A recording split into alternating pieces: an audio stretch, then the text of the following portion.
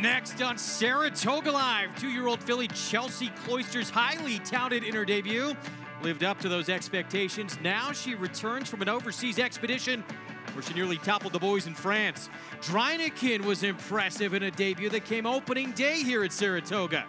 She looks dangerous in a race that could set up perfectly for her running style. Elsa, another contender in today's feature. She was much the best in her debut in Maryland. So good, her connections decided a stakes race at Saratoga needed to be added to her immediate itinerary. Hello, everybody, and welcome to another edition of Saratoga Live, presented by Claiborne Farm. 100 years of doing the usual unusually well. The Bolton Landing is our feature on this Wednesday afternoon, 5.5 furlongs on the turf, and a beautiful Wednesday afternoon. The sun is shining and a tremendous crowd on hand to catch all the action. Greg Wolf alongside former New York Met, LA Dodger Paul LaDuca, New York Racing Association handicapper Andy Serling. Good to be with you guys downstairs. Our feature race coming up. Intriguing to see who will take that next step forward for Wesley Ward. Shang, he would have had 3 fillies in this race. She's going to run Friday against the boys, so now it becomes one of his other fillies, Chelsea Cloisters, who looks very tough in here. Yeah, well, we'll see what happens here. Shang obviously was going to be the favorite in this race. Now, Chelsea Cloisters and Stillwater Cove are 2 other charges here for Wesley Ward. Now, Chelsea Cloisters is no slouch. She won her first time out at 6-5, went into the Queen Mary as your favorite, both with blinkers. Now, they took the blinkers off, and they went into a grade 3 at Deauville, and she ran well, Andy, and she might not be the horse to beat, or she is the horse to beat on paper now with the scratch of her stablemate. And reportedly in the morning, she was out working Shang. Seems like a very reasonable horse, and Shang has another alternative. We'll be seeing her on this show Friday in the Skidmore. So they were going to run one here and one in the Skidmore. Yeah. Maybe it's because Shang is going the other spot, makes this horse even more dangerous. Meanwhile, Elsa comes in from Maryland, her debut, Andy, at Laurel Park. She blew them off their feet first time out. She did. I mean, she actually broke about a length slow in that race, and after that, she recovered to put herself in terrific position. She got a very good trip thereafter, but she delivered in a big way, and I thought it was a very impressive performance. Now, she's going to have to go from facing inferior horses to being some tougher horses. I mean, I don't think that the 2 Drynoshin, or however you pronounce it, is Chad Brown's best 2-year-old, but still ran well to win her debut in her first start, and Chelsea Cloisters is obviously very good. But I think she's a dangerous player coming up here from Maryland, but for Godolphin Stables. Got an interesting pedigree. Animal Kingdom have a distorted humor mare. The pedigree is definitely there. So that's interesting running. The Laurel runners have run well here. They have. Very intrigued to see how she does. By the way, for the record, we're going Drynikin, the Chad Brown filly in that race, who was very impressive as well. We'll talk more about her and the rest of that field in the Bolton Landing when we get to that race. We have the start of the late pick 4 coming up. You can play the pick 4, the Naira Bets late pick 5. Of course, it's already underway today, but all of it by getting signed up and started with Naira Bets. $200 new member bonus. Use the promo code Saratoga Live to get started and bet any track, anywhere, anytime. Download the Naira Bets app or go to nairabets.com to take advantage. With more on this intriguing card on this Wednesday afternoon, let's check in with Maggie Wolfendale.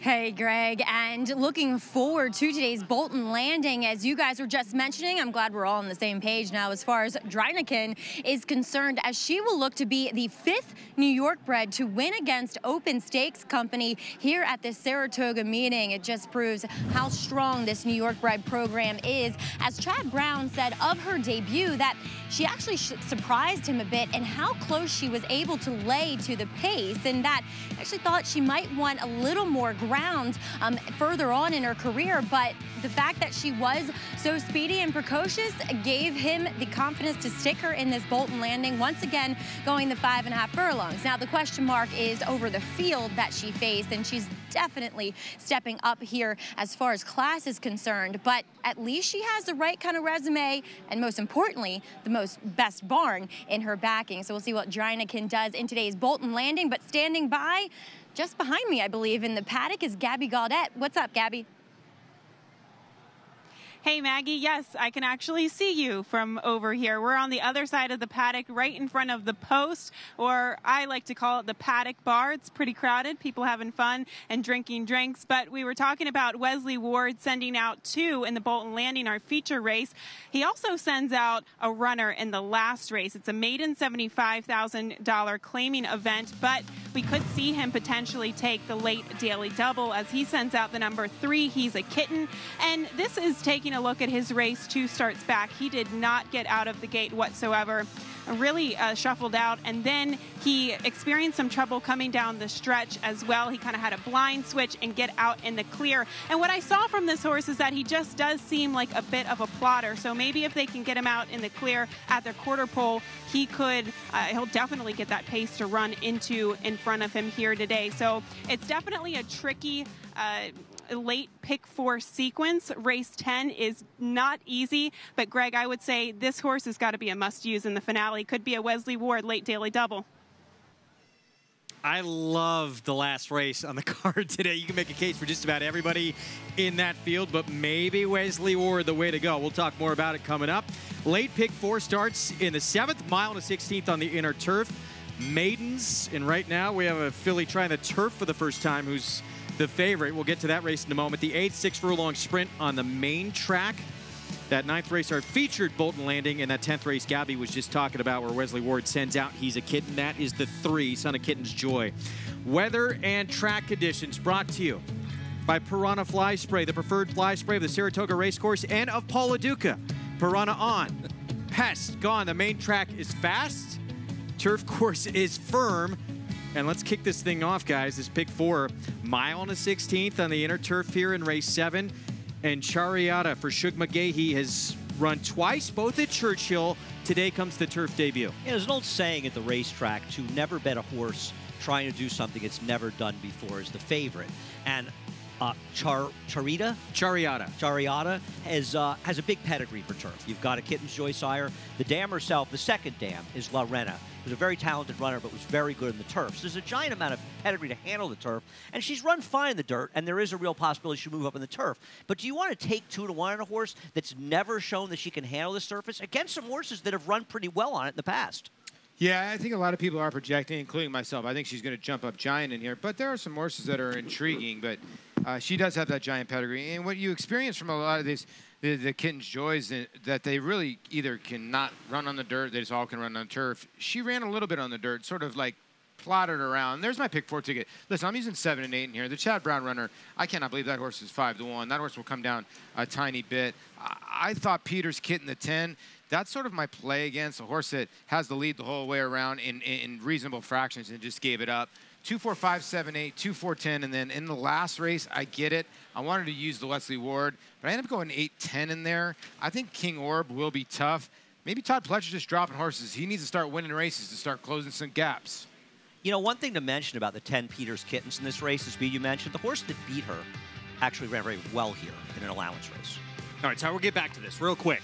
Want to remind everybody, part of the pick 4, the Bolton Landing Stakes. If you use the NYRA app to hit a trifecta, 10% winners bonus. The app available in the App Store or for Android on NYRABets.com. NYRA offers a 10% winners bonus on a selected stake every day of the meet. Sorry, Andy. Go ahead. That's okay. No, I was jumping in. I'm just saying about the 10 Peters Kitten. The horse that beat her is okay. I mean, Cloak of Secrecy ran. She lost to reverse the decision here in a race I think that we showed, actually, where she ran 3rd that day, making a premature move. So I think it does move that horse up. I don't love her in here, but I think it's a legitimate race she comes out of at Churchill. There's intriguing horses in here. Like, even the 9 Desert Isle, you can make a case for. Look how much she improved with blinkers. I mean, excuse me, with Lasix, maybe she'll improve getting on the lawn. She's an anomaly, Desert Isle. She has a giant turf pedigree the dam side. Very good runners, 4 for 4, but Bernardine, the sire, is not a good turf sire. Desert Isle, the 9 filly in this spot. She is on the board at 8-1. Graham Motion trying to get off the hump at the meet. We're going to take a break. We'll be back. Pick 4 next. This successful son of AP Indy has sired 6 millionaires, including Eclipse champion West Coast, a multiple Grade 1 winner and runner-up in the $16 million Pegasus World Cup. This year, Flatter is adding even more stakes winners to his outstanding record at stud. In the auction ring, Flatter topped the 2018 Phasing Tipton July sale with a $520,000 yearling. Success on the track, success in the ring. Flatter standing at Claiborne Farm. They're off. Bet the horses anywhere, anytime with Naira Bets. Rushes out of there to take the lead. It's easy on your computer or Naira Bets app. Earn valuable reward points on bets. Play in our exclusive promotions and earn cash rebates. Sign up now. Bet $200 and get $200. Bet any track, anywhere, anytime. NairaBets.com. His record-breaking accomplishments on the racetrack paved his way here to the Stall of Legends. Now retired to stud, we welcome the dawning of a new era as this esteemed champion hopes to stake his claim to immortality. His blazing speed and striking good looks have been passed down to his remarkable first foals. Foals that will carry the flag of their famous father and one day hope to break records of their own. Medication-free and undefeated in sprint competition. Run happy, standing at Claiborne Farm. Switches back to the outside. Exaggerator down to the 16th pole, but Exaggerator has turned the tables. He has won the Preakness. Nice has won the Travers over American Flag. Irish War Cry has won the Wood Memorial. Alice. Good Magic's gonna win his first race, and he's gonna do it in the Breeders' Cup Juvenile.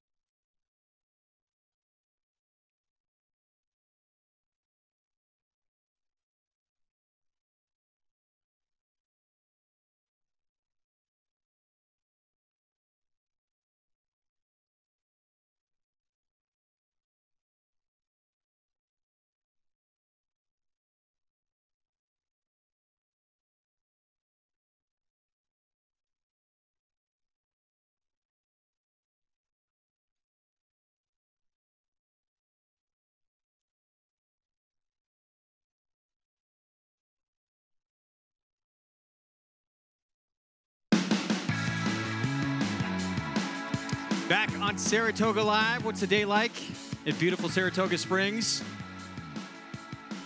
Just like that. And we have how many more? 17 after today. Okay.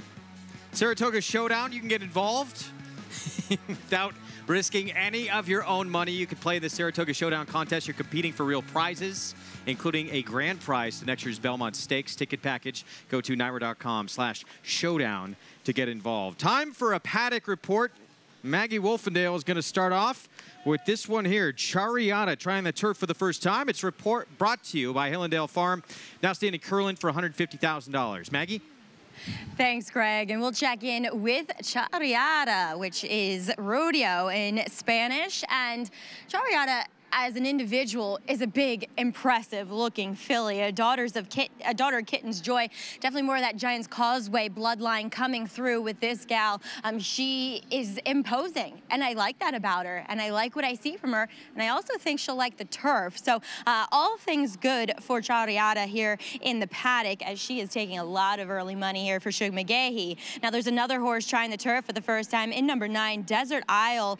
Now, look, she is a Bernardini, not the most positive influence getting on the turf, but on the bottom side, well, that's a very good turf family. She's not screaming it foot-wise, but body-wise, yes, I can see her taking to it. You know, a little bit more of a spindly individual, kind of light and elegant as well, extremely fit and well-conditioned heading into this one for Grand Motion, who we need to get off the duck here, as number 7 is Civil Union, a daughter of Claiborne sire Warfront. And look, she lands in the right spot. Her pedigree suggests it. She's very well bred, and she looks like a turf routing filly. She's very tubular overall, and these war fronts are tricky because they tend to carry a lot of weight, and so a lot of times you think they don't look quite fit, but actually she does. I mean, with that in mind, she does look well prepared here, and she's been the utmost professional. Number 10 is Peter's Kitten, who will look to provide some early speed from that outside post, hopefully. She is very much on her toes, indicative of a horse that will be forward, and she looks extremely fit here after just getting run down in that Churchill debut. So she will look to go to the front here, Greg. Yeah, she routed in her debut, the 10, Peter's Kitten. That was at Churchill Downs, wound up second in that debut effort. Surprised the 5 and the 6, who have the most experience of the runners in this group, not getting much attention on the board. I'm shocked the 6 Soar from Shadows is such a big price, and I like her chances. She ran extremely well back in April when she had a wide trip against a very slow pace. She ran well in her next start to a repeat winner for Chad Brown. And last time out, she was chasing wide at 1.25 miles. She doesn't want to go that far. She makes a lot of sense. Yeah, and I can make the case for Shamrock Babe, the 5. I mean, she's got good credentials, and Bill Mott's hot at this meet. Start off our post parade with the remaining half of the entry. Daddy's Melody will get post 3 for Brian Lynch with Joe Bravo. Daddy's Melody is a filly by Scat Daddy for, like you said, Bravo and Lynch will make her first career start. Chad Brown sends out a pair of fillies in this spot, including the one who has the rail, the 2, Cadoro, who's by Medaglia d'Oro. Javier Castellano aboard. Cadoro's pedigree screams dirt, not turf, and after a failed attempt sprinting on the dirt, this feels like a bit of a stab. Perfect Pitch is a first-time starter for Jorge Abreu with Jose Lescano. Yeah, it's a filly by Congrats. You know, they got a turf work into her last time and about 4 starts ago, or 4 works ago, so they know what they got, and you're getting a good price. Jimmy Toner will stretch out Valentine's Romance for start number 2 with Manny Franco. You'll need to see a completely different horse than we saw in her debut for her to be competitive here. Franco, 3 wins already today. The 5 Shamrock Babe sent out by Bill Mott with Junior Alvarado. Like I said, she ran well 2 back, but then last time just a slow pace. Maybe was her outdoing. She just basically just ran around the track. So maybe she'll improve today. The aforementioned Soar from Shadows, daughter of Bernardini for Jimmy Toner. I think she makes a lot of sense in this race, has some good turf efforts, and is being completely overlooked. The other Chad Brown filly, it's the first-time starter, daughter of Warfront with Jose Ortiz, Civil Union. This one for Allen Stable Incorporated, and this horse has been working steadily down here at Saratoga since June in debuts with Lasix. Now, homebred for Allen Stable, called Warfront, a dream come true for him. The 8 Shariata for Shug McGahee beat just 1 horse in 2 turf starts. Has drifted up to 3-1, which is closer to a fairer price. She has the pedigree to handle grass and improve on it, but she'll need to. The odds are really the biggest question. Graham Ocean sends out Desert Isle, turf debut. She had a couple tough posts, at least 1 tough post, but last time she finally got Lasix and improved. Now she needs to improve on turf. And Peter's Kitten, Joel Rosario for Rudolph Brissett. Nothing wrong with this horse's debut, and look for Joel Rosario to blast off and try to wire this field. Pick 4 pool, 332,000 and growing. And a difficult first sequence here to kick things off with a bunch of first-time starters and a filly who's trying the turf for the first time here. Start number 3, trying the grass as you get a look at Harry Rice Sr. and his son, who's been such an important part of our show. This is his last day on the show for Harry Rice. We want to thank him for everything that he has done over the past few years. Yeah. Good riddance, Harry. Yeah, good riddance. I think Maggie particularly like to thank him. He has been an enormous help. Yeah, so we were laughing, but he's been a great help to Maggie. He's fun to have around as well. Man who loves the game, I'll tell you that. He does. So 3-1 favorite, Shariata, as we look at Soar from Shadows here. Again, trained by Jimmy Toner. 2 starts back, just missed in a maiden special weight at Belmont. And complicit, the horse who beat her, a Chad Brown runner, came back and beat an allowance field in her next start. Soar from Shadows was a good trip that day. She was just second best, but I'll be honest with you. I think she's a big-time player here because she has shown that she can run competitively in the turf against some good horses. And last time out, 1.25 miles is too far for her. She was chasing wide and uncovered the entire way around the track. It's not the trip you want to get on the turf. The time before that, wide against a slow pace. I'm not saying she's going to win, but she's not supposed to be 3 times the price horse like the 8, who's never been on the grass before. We know the 6 can on the grass. She may not be a killer, but she's actually better than she looks on paper, and she's a big price. To me, that's a value play. Well, I think that, going to mile and a quarter, her last race, Irad pushed her into a slow pace because he knew he had to. They were going so slow. So maybe, a little faster pace. Tighter turns here will enhance the kick. Now, when you look at the 10 Peters Kitten, I mean, this filly by Kitten's Joy, we're talking about the other one, the other filly by Kitten's Joy taking the money. Now, this horse is going to be pushed from the beginning. It's going to have to clear this field, but we still don't know really her running style. She was 115. She had the lead, and she gave it up. Maybe she doesn't need the lead. We don't know yet. She gave it up to a talented runner, as we talked about. The horse who beat her is pretty good, and that's a very fair point. You don't know running style. You don't know. I mean, you've got the 2 Caduro ran a dirt sprint. You've got first-time stars. You don't know. There could be another speed inside of her, but Joel Rosario is going to be looking to go from out there. Yeah, the filly that beat her, that is, she came back, ran 3rd here, July 28th against Reverse the Decision, and I believe it was Ferdinanda. That was a very good. That was a 12-horse field. She was able to hit the board against, so flattered her form a little bit. We'll see if she can take that next step forward here. Start number 2. We're going to check in right now with Gabby Gaudet, get a little more in-depth here in this 7th race coming up. Gabby, of course, Chad Brown, 2 fillies in this spot, a first-timer in the 7 Civil Union, and the one on the rail in Cadoro. Yes, of course. Chad Brown, always deadly in these 2-turn turf races for Maiden Special Weight Company. I did get the chance to speak to him about both of them, and he did say in regards to Civil Union, the game plan in which what he talked to Jose Ortiz with, he said, you know, this isn't going to be the type of filly that you can swing wide and make up a ton of ground and just kind of circle the field.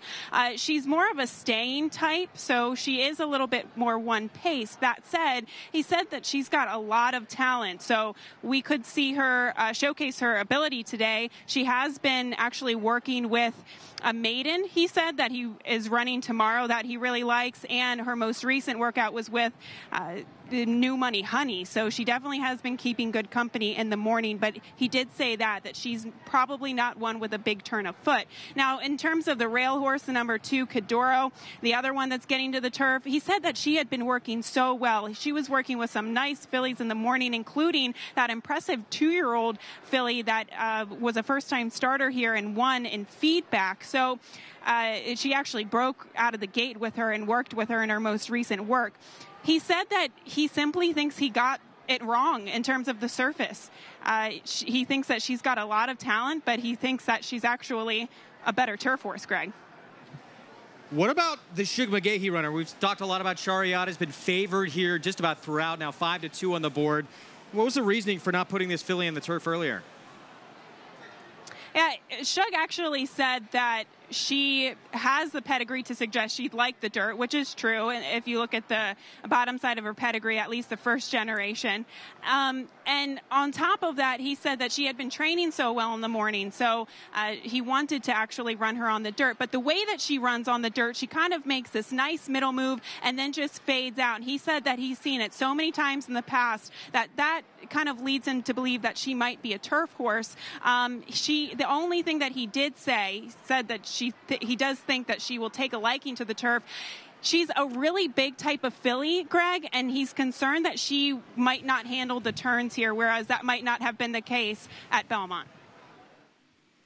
All right, Gabby, thank you. Great information there. We'll see. And this we should note the inner turf as well. Does that hamper things more for her? Well, I mean, if you're concerned about the turns, you'd rather be on the melon. It obviously helps a horse like the 10 because you get more run to the first turn. But if that's a concern of Shug's, I'm sure he would have preferred the race was on the melon turf course. It's not a significant difference, but it's a difference. Yeah, I guess so, yeah. I mean, the way the horse has been training supposedly in the morning has been unbelievable. That's why you're just getting all this steam at 5-2. But again, we don't know what we're going to get. We don't know if she's going to like the turf. She's physically imposing. Doesn't mean that she's physically the fastest. I'm going to tell you something else. Chad Brown likes the 7 horse in this race. He told Gabby, he told me he likes this horse when I talked to him earlier today. I'd rather take Chad Brown's horse at 5-1, and no disrespect to Shug, but, you know, there are a lot of questions, and Shug's saying it's a big filly may not like it. Now, listen, I think the number 8, Sharita, is... Shariata. I'll get it right eventually in a few years. I think this horse is a dangerous, dangerous horse. But we're talking about odds and who you would rather bet. I think if Shariata and the Chad Brown first-time star, the number 7 horse, Civil Union, were the same price, I'd probably take Shariata. But at twice the price, I'll take Civil Union. Doesn't that make sense? Some sense? It's a game of value and trying to make money. So, yeah, you made a nice case there. Meanwhile, with more on the other Chad Brown runner, who does have a race under her belt, although it came on dirt. That's the 2 Cadoro. Let's go to Maggie Wolfendale.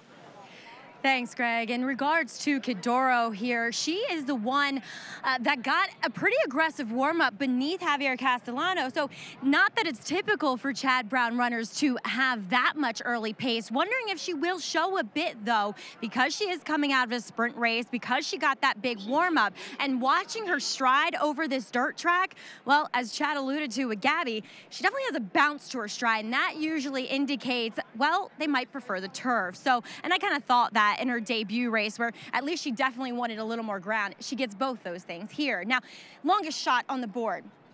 Sometimes you got to go with a guy who knows how to win turf races. Not other than Chad Brown is Jimmy Toner. I know he's had a trying meet thus far, but Jimmy Toner knows how to condition a turf runner. And Valentine's Romance, I know that was a slow race to begin, but she just feels like a horse that wants more ground to me, guys. And two, she is dappled head to toe. She looks sensational in her coat and flesh. And not that she's a winning type here, a contender for that position. She could get a piece of this for the white-hot riding Manny Franco, who is in search of his 4th winner on this card, Greg. Yeah, he has had the hot hand certainly this afternoon. Manny Franco making quite a move. 3 victories today, including back in race number 4. So we'll see Valentine's Romance 36-1. That would be a 4th win today for Manny as they begin the loading process here for the start of the late pick 4. There is Kidoro for trainer Chad Brown. Delridge Farm stepping in.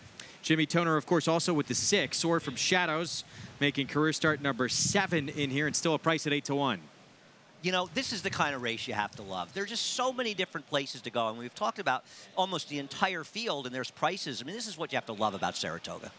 Great betting race to kick off the pick 4. We talked about the last race being completely wide open. It's a good sequence coming up. You can get involved. Go to NyraBets.com.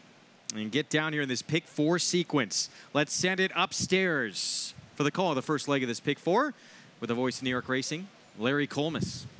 Last few runners coming up to the starting gate. Shamrock Babe moving into line as Desert Isle has gone in, and 1 left now. Peter's Kitten will be the last one to load. They're all in line. They're off. Good even beginning here. Perfect Pitch goes out to the early lead with Daddy's Melody showing some early foot as well. Then Kidoro and Valentine's Romance, followed by Civil Union and Desert Isle going up on their outside. Peter's Kitten is in behind them as they make their way for that first turn. Then a break of 2 back to Shamrock Babe, who's just ahead of Chariada, and last is Soar from Shadows. Perfect Pitch has made the frontier after a 24.96 opening quarter mile and leads by a length and a half. Daddy's Melody is second as they head on to the backstretch. Desert Isle is third on the outside. Kidoro follows in 4th as they continue the run up the backstretch. After that comes Valentine's Romance. Peter's Kitten is next on the outside, 4.5 lengths off the lead, and just ahead of Shamrock Babe and Civil Union. Soar from Shadows at the back after a 50.85 half mile. It's been an easy early pace here for long shot Perfect Pitch and Jose Lezcano, who lead them at 37-1, a half a length over Daddy's Melody, running in second, moving for the turn. Desert Isle is third on the outside. Kidoro follows in 4th. And then it's Chariada, who's 3 wide, and on the outside, Peter's Kitten is now getting going. And here comes Peter's Kitten now with a rush on the far outside as they make their way toward the top of the stretch. It is Perfect Pitch on the inside. Daddy's Melody's right up alongside. Desert Isle is outside of them. Peter's Kitten's in the center. Kidoro's behind them. And then Valentine's Romance, Civil Union, and Soar from Shadows is trying to close on the far outside. It is still very wide open here as they come down to the final 16th. Perfect Pitch clings to a slight lead, but they're all coming now. Here comes Peter's Kitten. Here comes Civil Union. Down to these 2 now, and Civil Union to the front to beat Peter's Kitten on the wire. Soar from Shadows looked like she got up for 3rd on the outside with Chariada in 146.27. Now, that was a quick look at the meet's leading trainer, Chad Brown. Give him another victory. His first-time starter, daughter of Claiborne Stallion Warfront, wins the debut. Yeah, and you can see, you know, she seemed like at one point she wasn't going to get there. But when the right-handed whip came from Jose Ortiz, and I think when she saw the other 2 rivals on her outside, she kicked it in a little bit, but at one point it looked like she wasn't really getting going towards the end. I don't think you're giving yourself enough credit, Paul, because you said to Greg and I a half mile to go, the 7 looks like she's loaded to me. Yeah, I did, but she didn't and she did get it done, and she ran very well. I'm not knocking her. I'd say a couple of things. The runner-up ran extremely well. I mean, she was 4 wide in the first turn out in the middle of nowhere. We were all watching and thinking, well, the 10 is cooked, and that time at 1:46.1, they can call it firm, but there's a lot of give in this ground, guys. 27 victories at the meet. The record is 40, and we still got a ways to go for Chad Brown to attack that number. Let's go to Gabby Gaudet. Yeah, he's definitely getting close to that, Greg. But, Chad, what were your kind of instructions going into this race at Jose, and how did it pan out? You know, really liked this filly. I thought she was probably the class of the field, but she lacked a little bit of turn foot in the morning, so I was concerned if she got back a little too far first time out, she wouldn't be able to grind along and get there. She got there anyway, but as you can see, she takes a little bit of time to get in gear. Longer the better for her down the road. Is that where you think we're going to see her next, maybe Allowance Company a little bit longer? I do. I'd like to get her an allowance race if she comes out of this good, get her a little further out in distance. Eventually, I think she'll stay a 1.25 miles, this filly. Real nice horse. Really impressive. Congratulations on this one, Chad. Thanks a lot. Greg? It is his world right now at Saratoga. Incredible meet that he is having. 4-1 on the first-timer Civil Union. The daughter of Warfront with the victory. The ability of his turf runners, it's just incredible. I mean, winning with first-time stars, going long like this, 3-year-olds, 2-year-olds. And the truth is, he's unleashed a couple of nice-looking 2-year-olds in the dirt this weekend, but he hasn't won a 2-year-old turf race yet, except for the horse, a couple of sprinters, no routers, I should say. We haven't even run that many. Yeah, the only reason why he doesn't have 35 wins is because of the rain. Let's be honest. Well, that's what cost him really winning the training title last year. He had to keep a lot of horses in the barn over the last couple of days of the meet. He lost by 1 to Todd Pletcher, who equaled his mark, Chad Brown's mark of 40 from the year before. Civil Union with the win, 7, 10, 6, and 8. And of course, this is a filly, daughter of Warfront, who has become an international super sire. 8 champions, 7 millionaires. Yearlings have sold up to $1.9 million each of the last couple of years. Is it just me, or does it feel like every show we're talking about a Warfront running well? He's a tremendous sire. Roly-poly, European 2-year-old champion, U.S. Navy flag, American Patriot. The list goes on. Long, short, doesn't matter. They're just all runners. We see a lot of them on turf here, but they can really get the dirt. He was a dirt sprinter. Yeah, I know. I mean, it's unbelievable, right? And how about this? This one, a homebred winner for Joseph Allen, who, of course, bred and campaigned Warfront. He grew up, by the way, on Claiborne Farm. Horse who won the 2006 Vanderbilt, was a very nice runner. Had some physical issues that they kind of had to get corrected with him, but he's become even better and more of a star at stud. And, of course, he was trained by the late, great Alan Jerkins as well, and he was a tremendous racehorse. It's just funny to see horses that reproduce or produce horses, runners in the track that are different from what they did on the racetrack, and it makes you wonder what he could have done on the grass. Look how good Chad Brown looks in shades, by the way. Should we set the over-under right now on the number of winners he's going to have at the meet? He's at 27 right now. He's going to get, I truly think he has a shot to get to 50. 18 more days to go after today. I'm going to say it's 42.5 because it's tough to keep up. It is tough, yeah. He's not running a single horse on Friday. You know, you go 3 days without a winner, and it's going to happen, and it's hard. But when the weather clears up, and it's predicted to in a couple of days, then a lot of turf races. The record is 40. He set that mark in 2016. Todd Pletcher equaled it last year. It's going to be a fun watch to the wire for that barn with what he's been able to accomplish in this first half of the meet. Civil Union gets the job done. Trained by Chad Brown, bred and owned by the Allen Stable, and Jose Ortiz notches another win. Yeah, like we talked about, this filly by Warfront and the Unbridled Song Mare Photograph. And how about Warfront? He's 12% with his first-time starters. That's going to go up. And he's just 11% overall, just a solid sire.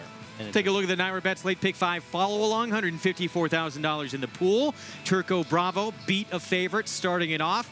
Civil Union at 4-1 here in leg number 2, so no favorites yet. And the 8th race and 10th race, the favorite might be 7-2 or 4-1 in there. So even if the favorite, the Wesley Ward runner, wins the feature today, the Bolton Landing, I think you're guaranteed a big payout if you hit this. And don't forget, $7, but a clear-cut second choice winning the first leg.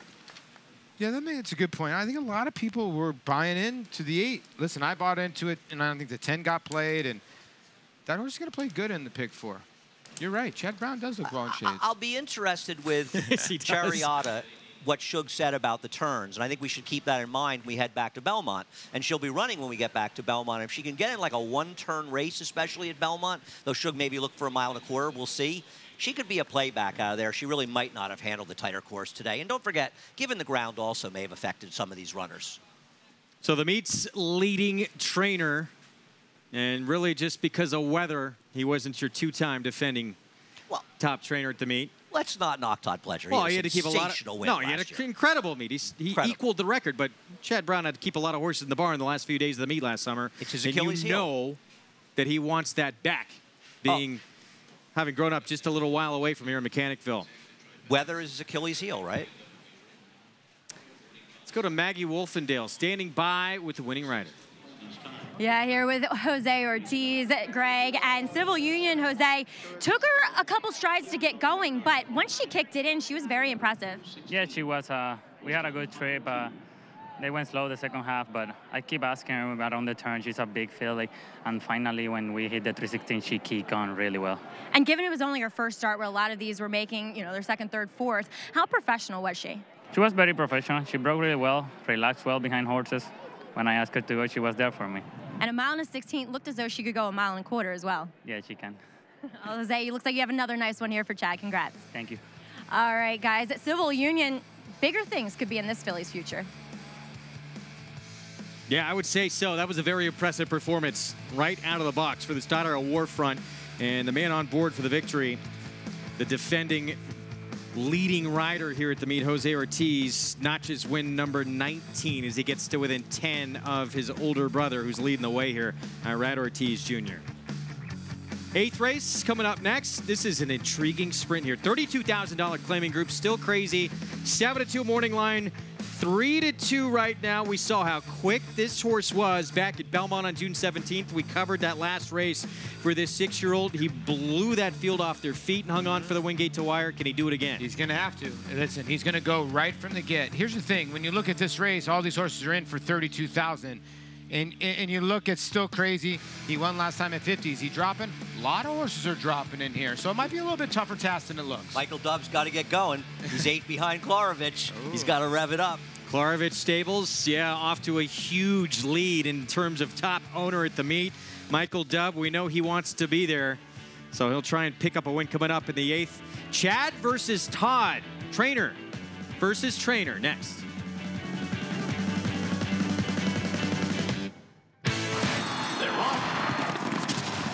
Bet the horses anywhere, anytime with Naira Bets. Rushes out of there to take the lead. It's easy on your computer or Naira Bets app. Earn valuable reward points on bets. Play in our exclusive promotions and earn cash rebates. Sign up now. Bet $200 and get $200. Bet any track, anywhere, anytime. NairaBets.com.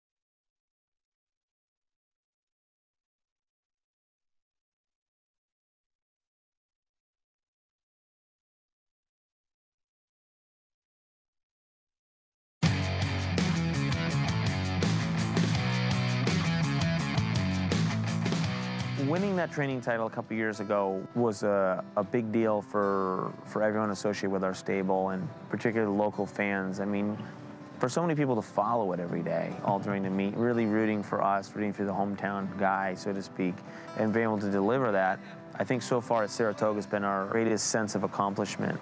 He had a terrific meet, and you know, I tip my hat to him for being able to do that. You know, a couple years ago, we were lucky enough to finally do it, and then and last year came up a little short, and you know, this year so far it's got off to a good start though.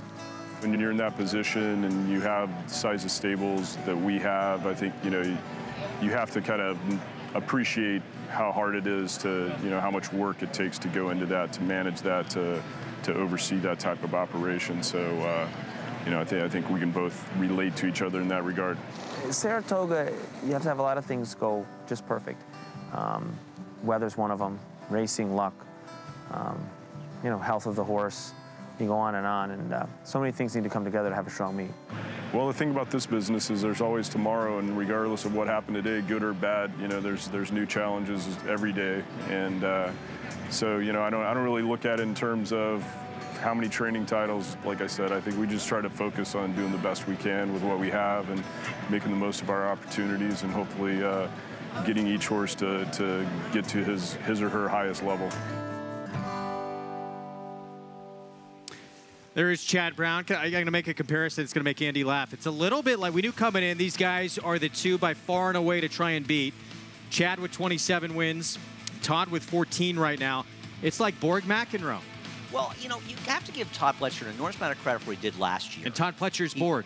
Really, but he really lined up a lot of weird horses he shipped in to win races. What's hurt Todd so much this year, and he couldn't be matching Chad Brown's numbers now, but he hasn't been being successful with his 2-year-old dirt horses. That's what, I mean, normally by now you'd think he'd have 5 or 6 of them, and that's what's really made it difficult for him. No, you're right. And Asmussen has sort of taken some of those wins away. Yeah. But he's slowed down a little bit, but there's no catching Chad. So Chad Brown leading the way, having a tremendous first half of the meet. Meanwhile, look inside the jockey's room, getting on the silks for the next race.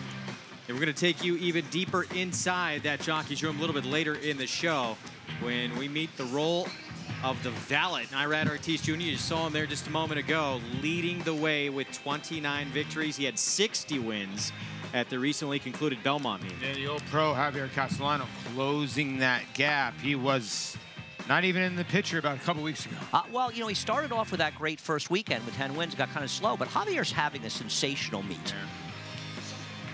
But Irad Ortiz Jr., there he is, controlling things at this point, off to a very, very hot start. And we're getting used to calling his name a lot here during this meet. Of course, one of the big races to come, the Alabama, and we're going to see some of the top 3-year-old fillies in the country go at it. Wonder Godot, of course, choosing to face the boys. Instead, Monomoy Girl looking at the cotillion at Parks, so that means Midnight Bijou, who chased Monomoy Girl in the Coaching Club American Oaks, becomes the one to beat. She's got to win this race. She has to win this race, or else she's really sort of an also-ran the division. Obviously, she's not going to win the division over Monomoy Girl, but this is her day to shine, right, Paul? Well, it is. Listen, this is $600,000 on the line. This is a no-brainer to ship this horse here. You're going to probably be odds on. She's a nice horse. She just couldn't match the best 3-year-old right now in the world. That's just the bottom line. I understand people are saying Wonder Godot, we'll wait till Travers Day, but the horse that's in front right now, Monomoy Girl, is the best 3-year-old filly in the country. She's just second best on this day, but when it comes to this next day, I just don't see them beating her. Well, I mean, I haven't looked at the PPs, and I don't want to make any proclamation until then. She caught a break, 2 breaks, really. Red Ruby was supposed to come up, got injured, unfortunately. She would have been a big-time player, and frankly, she caught a break that Mark Cassie's going to run Wonder Godot in the Travers, because she would be favored in here, and we ran to John Velasquez last night with Mark Cassie, and he was trying to convince him, along with me, to run her in the Alabama because he's got to ride another horse, the Mike Rapoli horse, Vino Rosso, in the Travers, so he can't ride her back in the Travers. And I agree with Johnny. Should have run her here. Too late now. I think Wonder Godot beats Vino Rosso in the Travers. How about that? I think she beats him. She'll be 5th and 6th. We'll get to the Travers eventually. Meanwhile, looking back at the Alabama tuck Viv to me. What about her? She ran second to Monomoy Girl, the Grade 1 Acorn. She follows that up going to the Indiana Oaks and looks very impressive. Granted, she was 1-9 in that race. She got the job done against field she was supposed to. but impressive win. She's very good. I'm not sure she's not as talented as any runner in this race. I got to tell you, though, 1.25 miles. I mean, they're taking a shot. I get it. It's a big, important race. I'd have run her in the test at 7 furlongs, a race she might have been able to win. I don't see her as a 1.25 mile horse.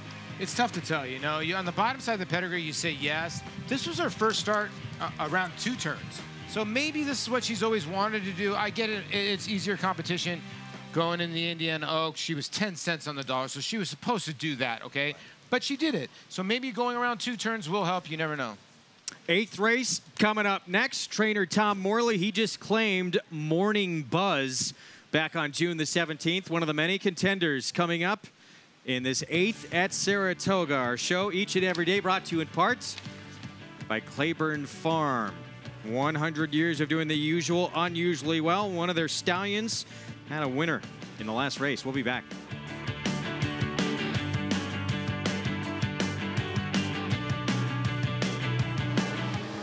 Grade 1 winner Data Link by world-renowned sire Warfront. Data Link scored in the prestigious Grade 1 Makers 46 mile at Keeneland, then set a new course record in the Grade 2 Monmouth Stakes. His runners include stakes winner Saratoga, along with a growing list of talented young runners. At public auction, his yearlings have sold up to $200,000. Data Link, standing at Claiborne Park. Practical Joke was all business. He won the hopeful. Practical Joke always showed a lot of ability. He showed a lot of heart, a lot of determination. Right from the first breeze, he identified himself as one of the best in his crop. Practical Joke down to the wire, the Champagne. Practical Joke took both the Hopeful and the Champagne Stakes, and he's a fast, tough, precocious 2-year-old, trained on, showed even better form at 3. It is Practical Joke in the Allen Jerkins. He's going to be a horse that no commercial breeder can leave off their list.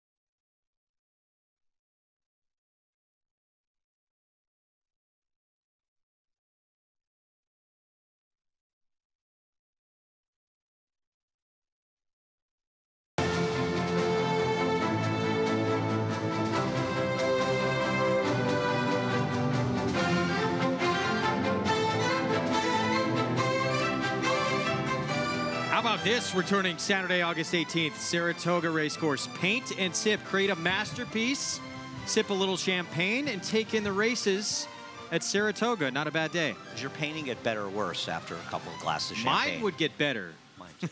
Because it couldn't get any worse.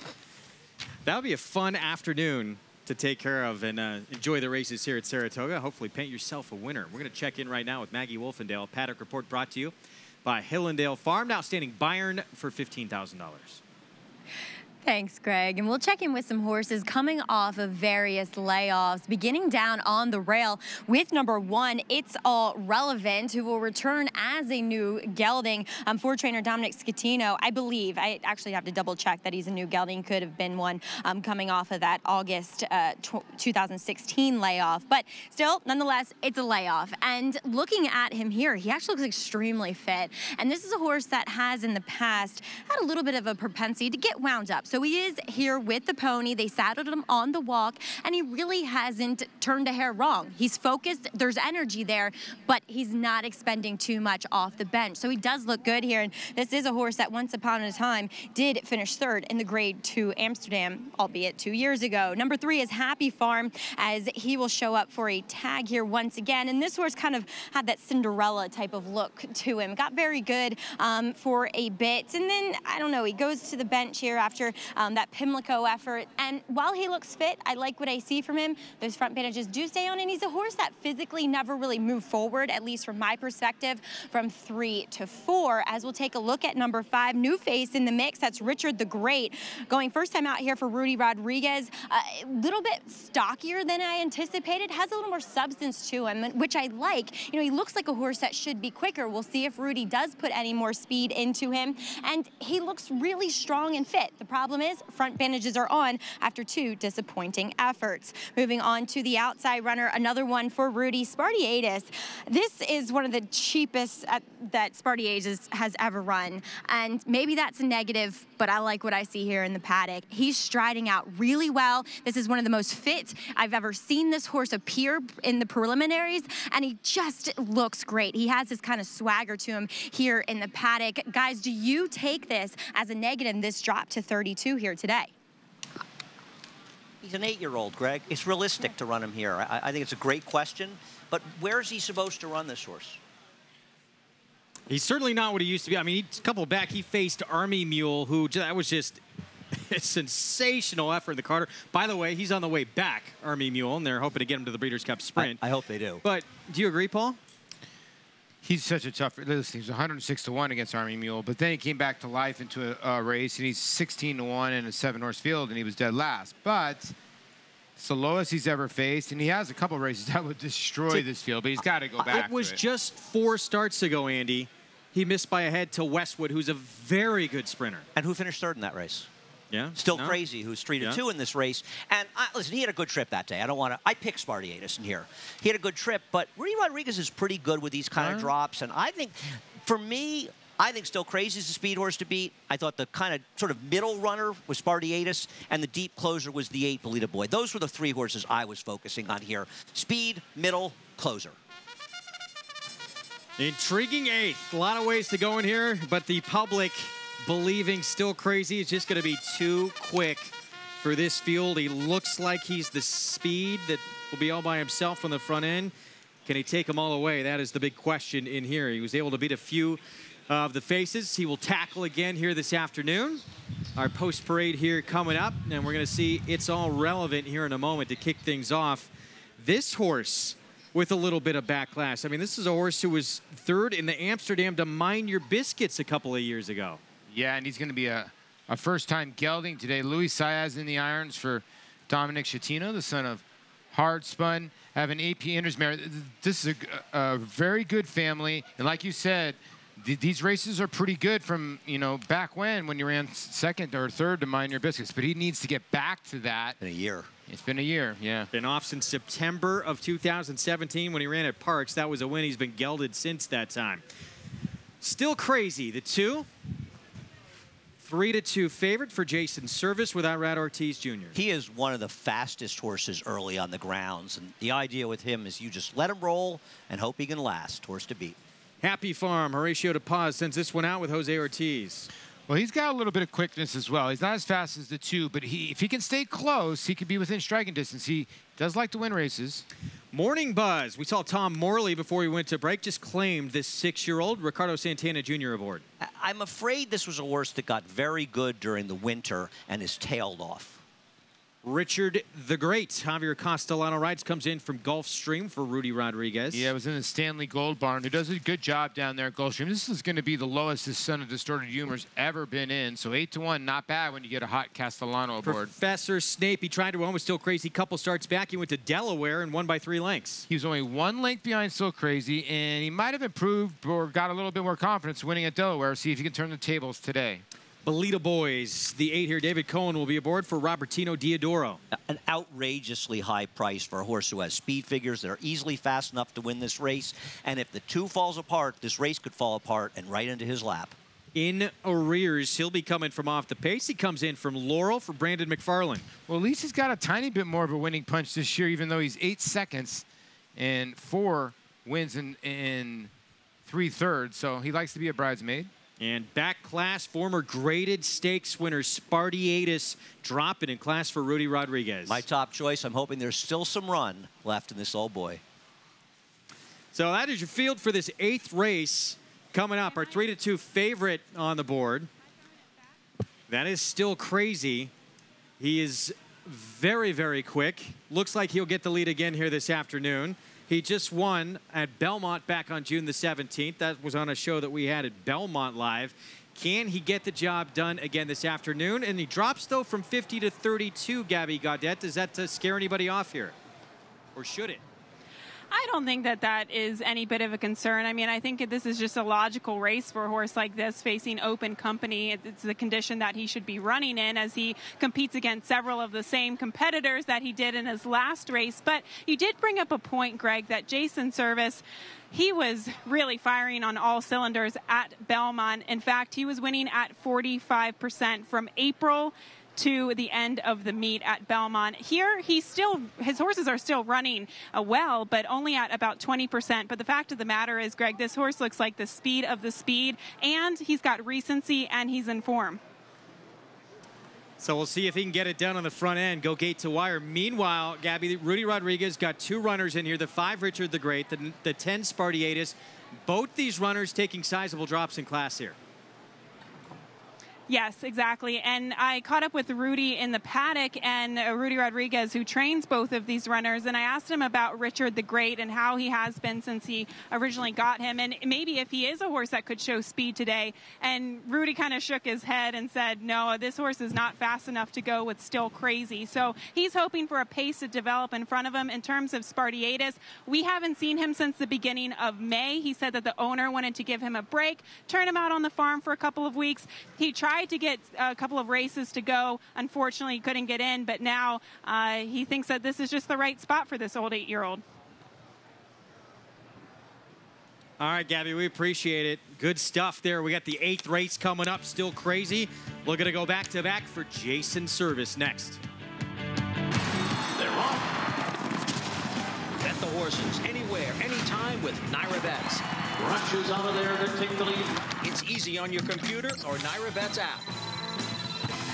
Earn valuable reward points on bets. Play in our exclusive promotions and earn cash rebates.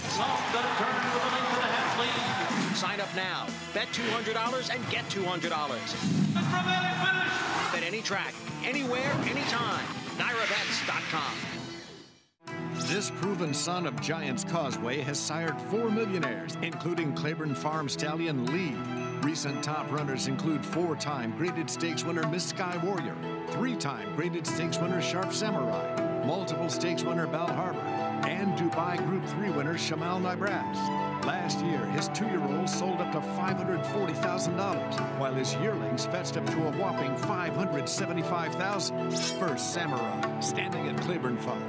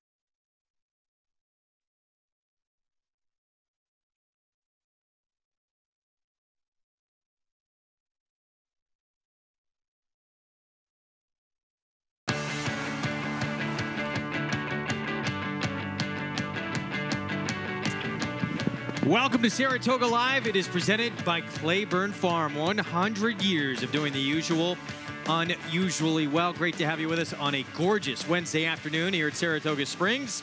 Our feature race coming up later this afternoon. Sir. It's 2-year-old fillies, 5.5 furlongs on the turf. But right now we're getting set for the 8th race ahead. 6 furlongs on the main track, and fans lining up to catch the action. Greg Wolf alongside Paula Duca, Andy Serling. We'll get to Maggie Wolfendale in a moment in here. We talked about the speed of Still Crazy. That is still the favorite, but Bolita Boy is a horse that has faced that one on a couple of occasions, and in fact, beat Still Crazy last year. And his last start, he was forced to be very close to what was a very moderate pace, and that killed his late rally. A deep closer doesn't want to run like that. His prior 2 efforts, he didn't get particularly fast paces either, and he still ran Beyer speed figures of 88 in both of them, which are fast enough to win here. I have no idea why he's 17-1 here and think he's a major player. Yeah, his other race wasn't that bad, 2 back. I mean, it makes a good point. There's a 5-horse field that day, or 6-horse field, and he was 5 wide most of the way. Richard the Great, we heard from Gabby Gaudet on the Rudy Rodriguez runners. Richard the Great, the 5, one of them. Does Rudy, sounds like he does not think, the 5's not in here to be a rabbit. Not as quick as Still Crazy. No, in all that drive, he couldn't keep up with Still Crazy. He's got back class, and he's got some ability. Now he drops off a long layoff in the trainer switch, or a layoff. He's not impossible. Meanwhile, Morning Buzz, this horse was reeling off win after win after win, including a stakes win at Aqueduct, now in the Tom Marley barn. Well, now 6 times been claimed, this horse, since December of 2017. So, you know, the one thing you can't knock about this horse, he likes to win, and I think that's why he's high at the claim box. 6-1 on Morning Buzz right now. For more in this field, let's go to Maggie Wolfendale. Thanks, guys. And you guys kind of just touched on the horses that, well, all got pretty brisk warm-ups. Morning Buzz, as well as number 5, Richard the Great.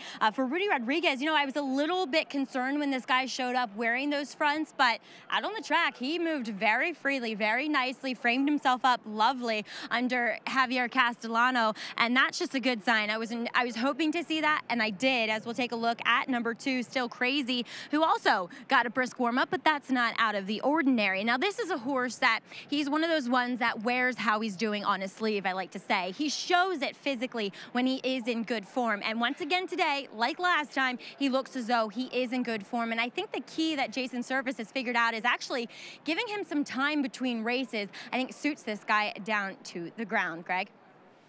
Maggie, thanks. So that's great information right there. Still Crazy looks like he can run one of his better races. You know, Gabby talked about the stats. Just Jason Service was just having an incredible meet. Took him a little while to get going here at Saratoga, but he's starting to pick up some wins, including a stakes victory just over the weekend. But his horses aren't running as well as they were running in New York. I don't think, Paul. Do you?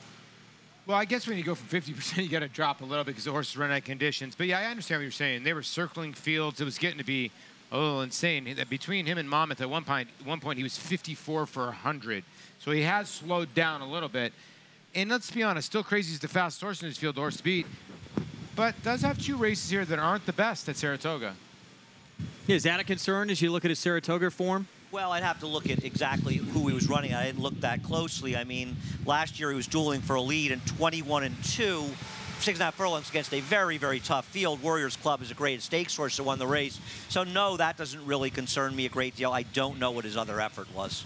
7-5 favoritism on the horse to catch in race number 8. Can Still Crazy, the 2, take him gate to wire with Irad Ortiz Jr., the meet's leading rider. Let's send it upstairs to Larry Colmus, the voice of New York Racing, for the call. And the last one to load here is Spartiatus, who will take the outside stall, and they're all in line and ready for the start.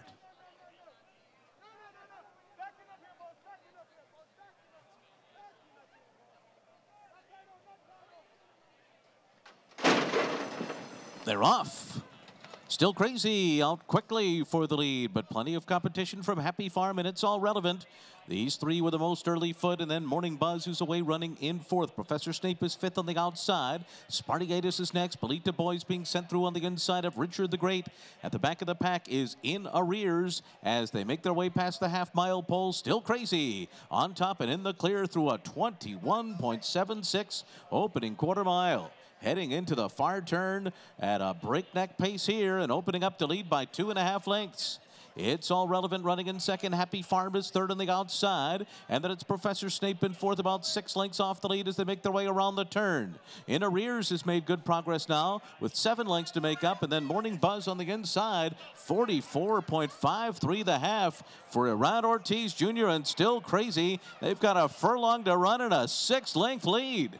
Morning Buzz is second. Bolita Boys progressing through on the inside. Happy Farm is next. Then comes In Arrears, but Still Crazy got away from them early and never looked back. And won for fun. Still Crazy by 5 lengths on the wire. Bolita Boys was second. Spartiatus was third. Richard the Great was fourth in 109.31.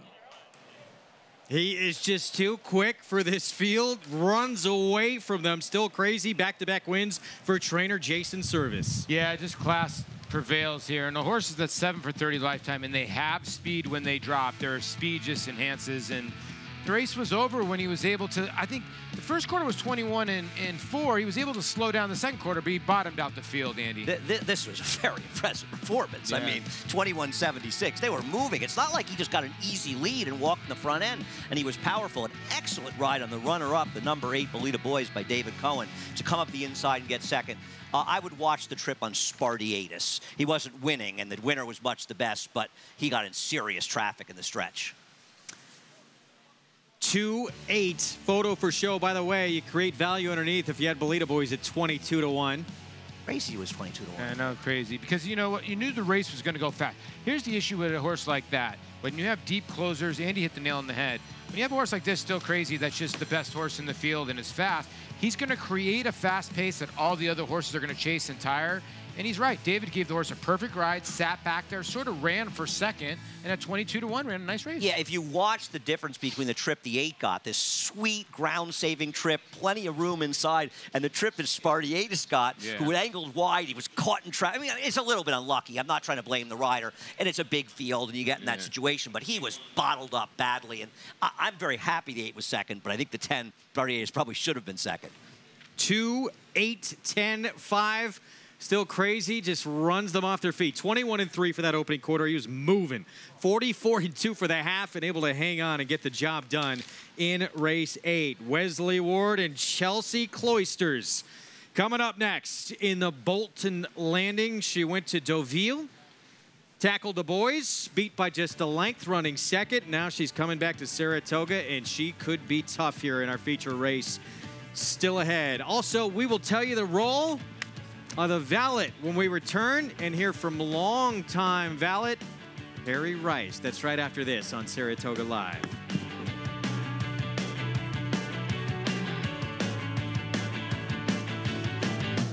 An undefeated graded stakes winner on the track, Algorithms was the nation's #1 sire of 2-year-olds in 2017 by percentage of winners. His top runners include multiple graded stakes performer Rich Mommy, winner of the Grade 3 Sugar Swirl, multiple stakes winner and graded stakes performer Recruiting Ready, and stakes winners Taylor Spirit, He Hate Me, and Sunset Ridge. In the ring, his yearlings have brought prices up to $220,000. Algorithms, standing at Clayton Farm. They're off. Bet the horses anywhere, anytime with Naira Bets. Rushes out of there to take the lead. It's easy on your computer or Naira Bets app. Earn valuable reward points on bets. Play in our exclusive promotions and earn cash rebates. Sign up now. Bet $200 and get $200. Bet any track, anywhere, anytime. NairaBets.com. Bayern turning for home in front. Coast of New York on the outside. California Chrome is third. Shared Belief laboring back to in fifth. 1 furlong to run. Bayern, Coast of New York. California Chrome on the outside. The 3 of them come to the wire. Bayern, Coast of New York. California Chrome. Here's the finish. Bayern, Bayern holds on.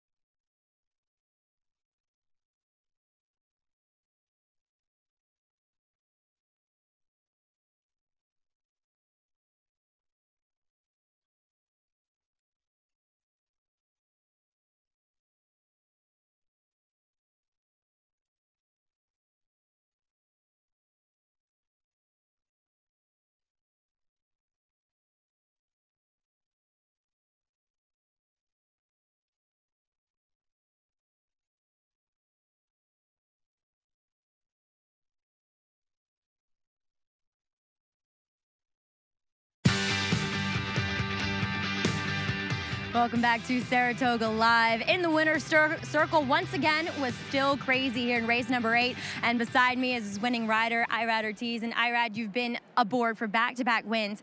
This horse, when he's good, is virtually untouchable as far as getting that early pace. Yeah, he's that kind of horse that he wants to go fast in the first part. You just have to relax and save something for the end, because he back up a little bit. He will. All the time he do that. So we just try to don't fight too much with him and save that energy for the end. Yeah, I remember you saying that last time, is don't get in his way and he will deliver for you. Does it seem as though the track's somewhat quick out there, though?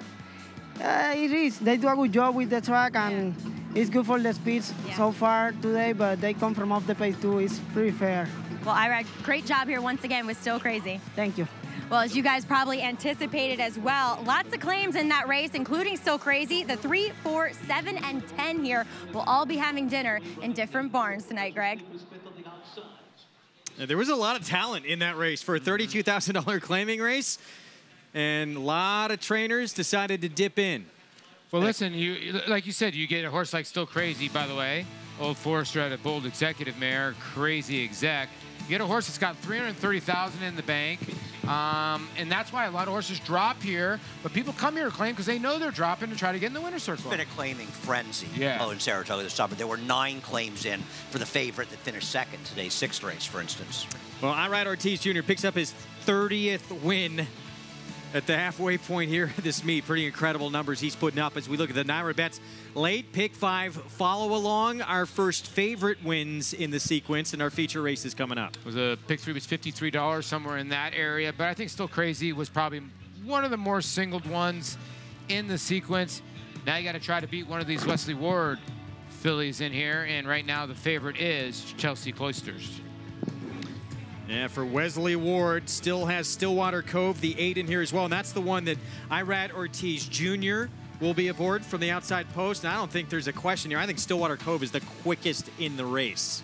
Really? Really? I do. I do not. All right. Okay. Who do you think it is? I think it's the 8. I think it's the 4, Chelsea Cloisters.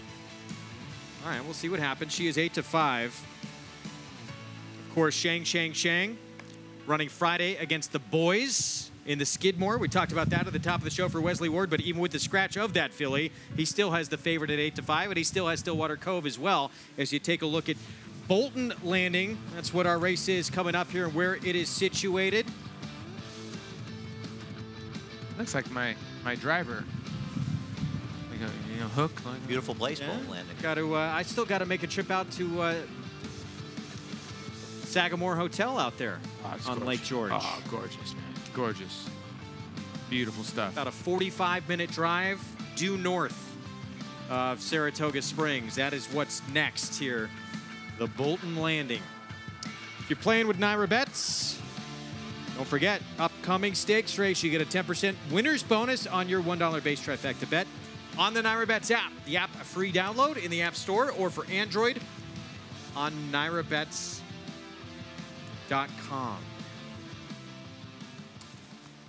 They're the ones that jockeys come to for every single task. They come to trust and depend on for anything they need, big or small. And you gotta have an attention to detail. You need to work well under pressure. And of course, you need to have a sheer love of racing. Here's another edition of I Am Meet the Valet. I am Harry Rice. I am a valet.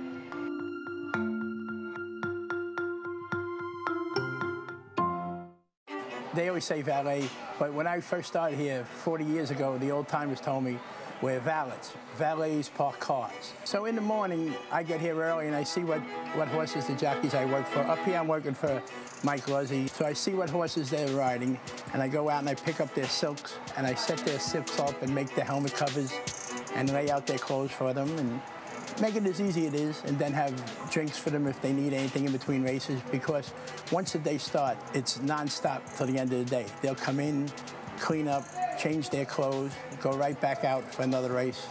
So we try to make their day go as smooth as possible. In the morning when we first get here, Walter and Paco, the 2 color men, they lay out all the colors for us in each race. So you look to see what number your jock's riding in and what race, and then you take his colors, and then you bring him back to your station and set everything up nice. Well, here's Mike Bluzzy's stuff today. All his clothes are laid out. He rides 4 horses, so we have the colors and the helmets lined up for them, and his saddles are down here. Every race, the weight is different for the jockey. So Mike has his basic saddle, weighs like 4 pounds.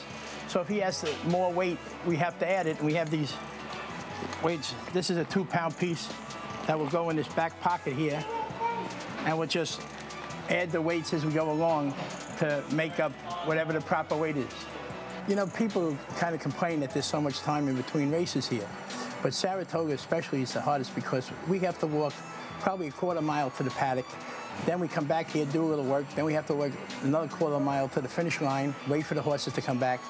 We come back here, we get things ready for the next race, and next thing you know, we're on our way back out again.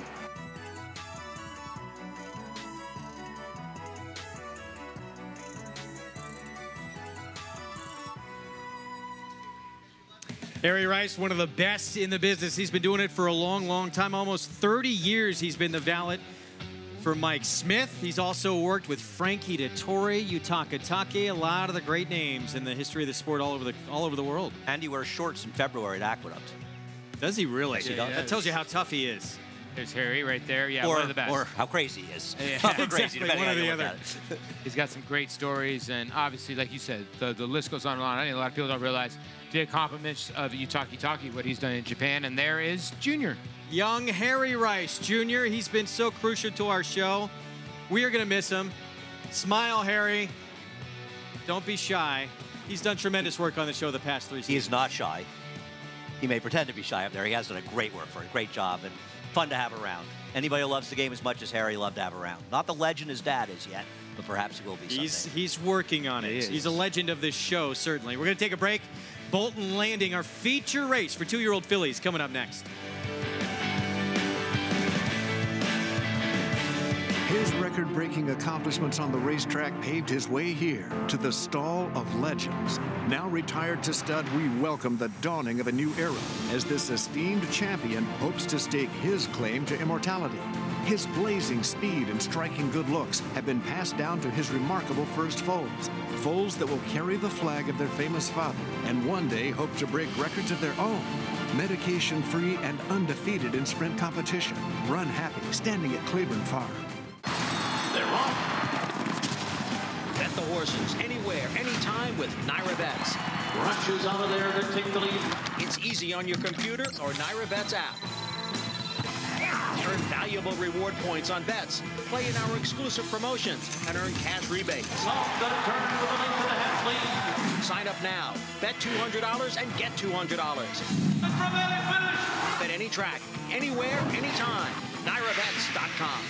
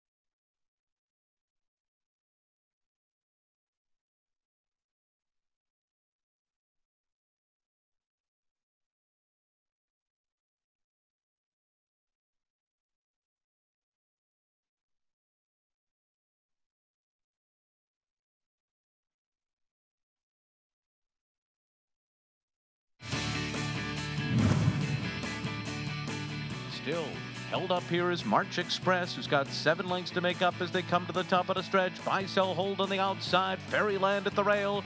These two continue to match strides on the lead. Sly Beauty is running in third. No place to go for March Express. Got bottled up. Now there's a seam now trying to come on as they race into the final 16. Fairyland to catch. March Express exploding late on the outside. She's going to get there. March Express, another impressive win. Stopped in the stretch and still. That was last year's Bolton Landing, and March Express showing an explosive turn of foot deep stretch. It was the first black type win for Shanghai Bobby. She was second to last coming off the turn, had no clear path, somehow found a way. Yeah, she really duplicated what she did in her debut and then won this race last year. And, you know, that just shows you horses that are in form coming to this race run well. Problem is every one of these horses are in form coming in here. Chelsea Cloisters, 6-5 favorite for trainer Wesley Ward, part of a duo. He is sending out here along with the 8 Stillwater Cove. With more on our feature race, time for a paddock report with Maggie Wolfendale. It's brought to you by Hillendale Farm, outstanding Curlin for $150,000. Thanks, Greg. And we'll check in with the Wesley Ward duo here, beginning with number 4, Chelsea Cloisters, coming in off the back of that Group 3 second place performance at Deauville. And look, I know you guys were kind of debating it as far as which one of the two was fastest. And I asked Wesley, and he definitely said that Chelsea Cloisters was the quickest, actually, of the two. So I think Andy was the one who said that, as she looks it as well. Huge hind end, huge engine on her here, and she is sharp, as we see her being a little bit on the obstreperous side to get that girth on and fixed correctly there by Wesley on the offside. But she looks extremely well conditioned here. I mean, super coat on her. I like what I see from her. As we'll move on to her stablemate, number 8, Stillwater Cove. Now, as Wesley said, they're taking the blinkers off of this filly to try to get her to relax, to try to get her to take back. He's not quite sure if it'll work, but he's hopeful here, and I can see why, because this filly's actually a bit more on the bigger side, so I wouldn't be surprised if they do, if they become successful in getting her to rate, why she couldn't be successful going longer as well. She's got some size, she's got some substance to her. I like her as well, but in regards to this race, in particular this Bolton Landing, Chelsea Cloisters does look like the speedball turf sprinter that you want in these types of races. Now, same can be said, though, for number 6, Elsa, who was impressive in winning her debut at Laurel, in which she did rate kind of just off the pace. But to me, she does look like a filly that could even be quicker. Whether they choose to do that or not, obviously, is up to them. But she is stout. She is compact. She's another one that has a really nicely developed hind end to her. As you see, she is wearing that shadow roll, which is to try to get horses to drop their head a little bit. She does run with her head a little bit high when she kind of comes off the bridle and is asked for some run. But that's what that's meant to do. So they kind of look up and over and down over that piece of equipment there, Greg, as this is a fun little race. I'm excited to see this Bolton Landing. I am too. It's very interesting to see who's going to step forward to this spot here as you get a look there at Elsa coming in from Maryland. But back to Chelsea Cloisters for trainer Wesley Ward. So I stand corrected. The 4 should probably be quicker than the 8, Stillwater Cove. But what about coming all the way back from Deauville? First of all, you're not incorrect until they're out in the racetrack. That's true. You go the first quarter. So, you know, just because Wesley Ward and I think she's faster, maybe she go left, there's like, well, that's a real question. I mean, how is she going to come back running? She ran very well in here. The horse that she dueled with actually finished 3rd in there, a nose behind her. So it's not as though the real pace really fell apart. Little Kim, the rapper, actually beat her in this race. Yeah, she actually was facing the boys, but all top 3 finishers were fillies. I couldn't find this race on YouTube because I put in Little Kim winning the race, and I just got a lot of videos that I really didn't want to watch. She ran well, but you just don't know. Are these horses, if they're going to come back 6 weeks later after shipping to Europe? Reference Little Kim. Well, that's the name of the winner of the race. I'm absolutely, I don't even know what to say because Andy Serling just referenced Little Kim. Well, that's who beat her. That's who beat her. I understand it, but he referenced the other Little Kim. We know he's secretly a fan. I know. He knows all the biggie lyrics, Grateful Dead too. and Little Kim. Yeah. They're like sister. Meanwhile, Elsa coming in from Laurel. The horse who, for what it's worth, would run 4th in that race, would actually come back and win by 3 lengths next time out on the turf. Yeah. You know, one thing I want to say about Elsa also, she's very likely to be favored by post time. Yeah, that's true. So don't be surprised when the odds change dramatically there. Elsa ran so well in her race. She got left and got good position after that. But I think you made a good point, Greg, before. You just don't know if these horses are going to come back and improve on their debuts, take a step back. and you just don't really know what they're going to do, and that's really the biggest question here with all of them. Yeah, but you have to love the way she did it. I mean, you're right. She did not break great. She was able to set it, and she powered away in a fast time where she probably could have run 102 flat in there. She's come back with bullet over bullet. She looks like she's going to sit in the right spot. Like, listen, unless one of the Wesley horses just run, the 6 is going to be right there. By the way, Andy's favorite Lil' Kim song, It's All About the Benjamins, yeah. I'm guessing, right? Yeah. I don't want to reveal that. I'd like to keep a little something private here. Here's Chad Brown's filly, Drinikin. Now, she debuted July 20th, opening day here at Saratoga. And we're going to show you this stretch run here. She got a little choppy in the stretch. This was choppy? Well, watch. Okay, now I know both of you guys don't really. This is the horse that I like. Now, you guys both don't really love this horse. Now, you tell me why. What's wrong with going 4 wide and running down the field like Chad Brown does? Watch. And usually he debuts them. Look at her ears, though.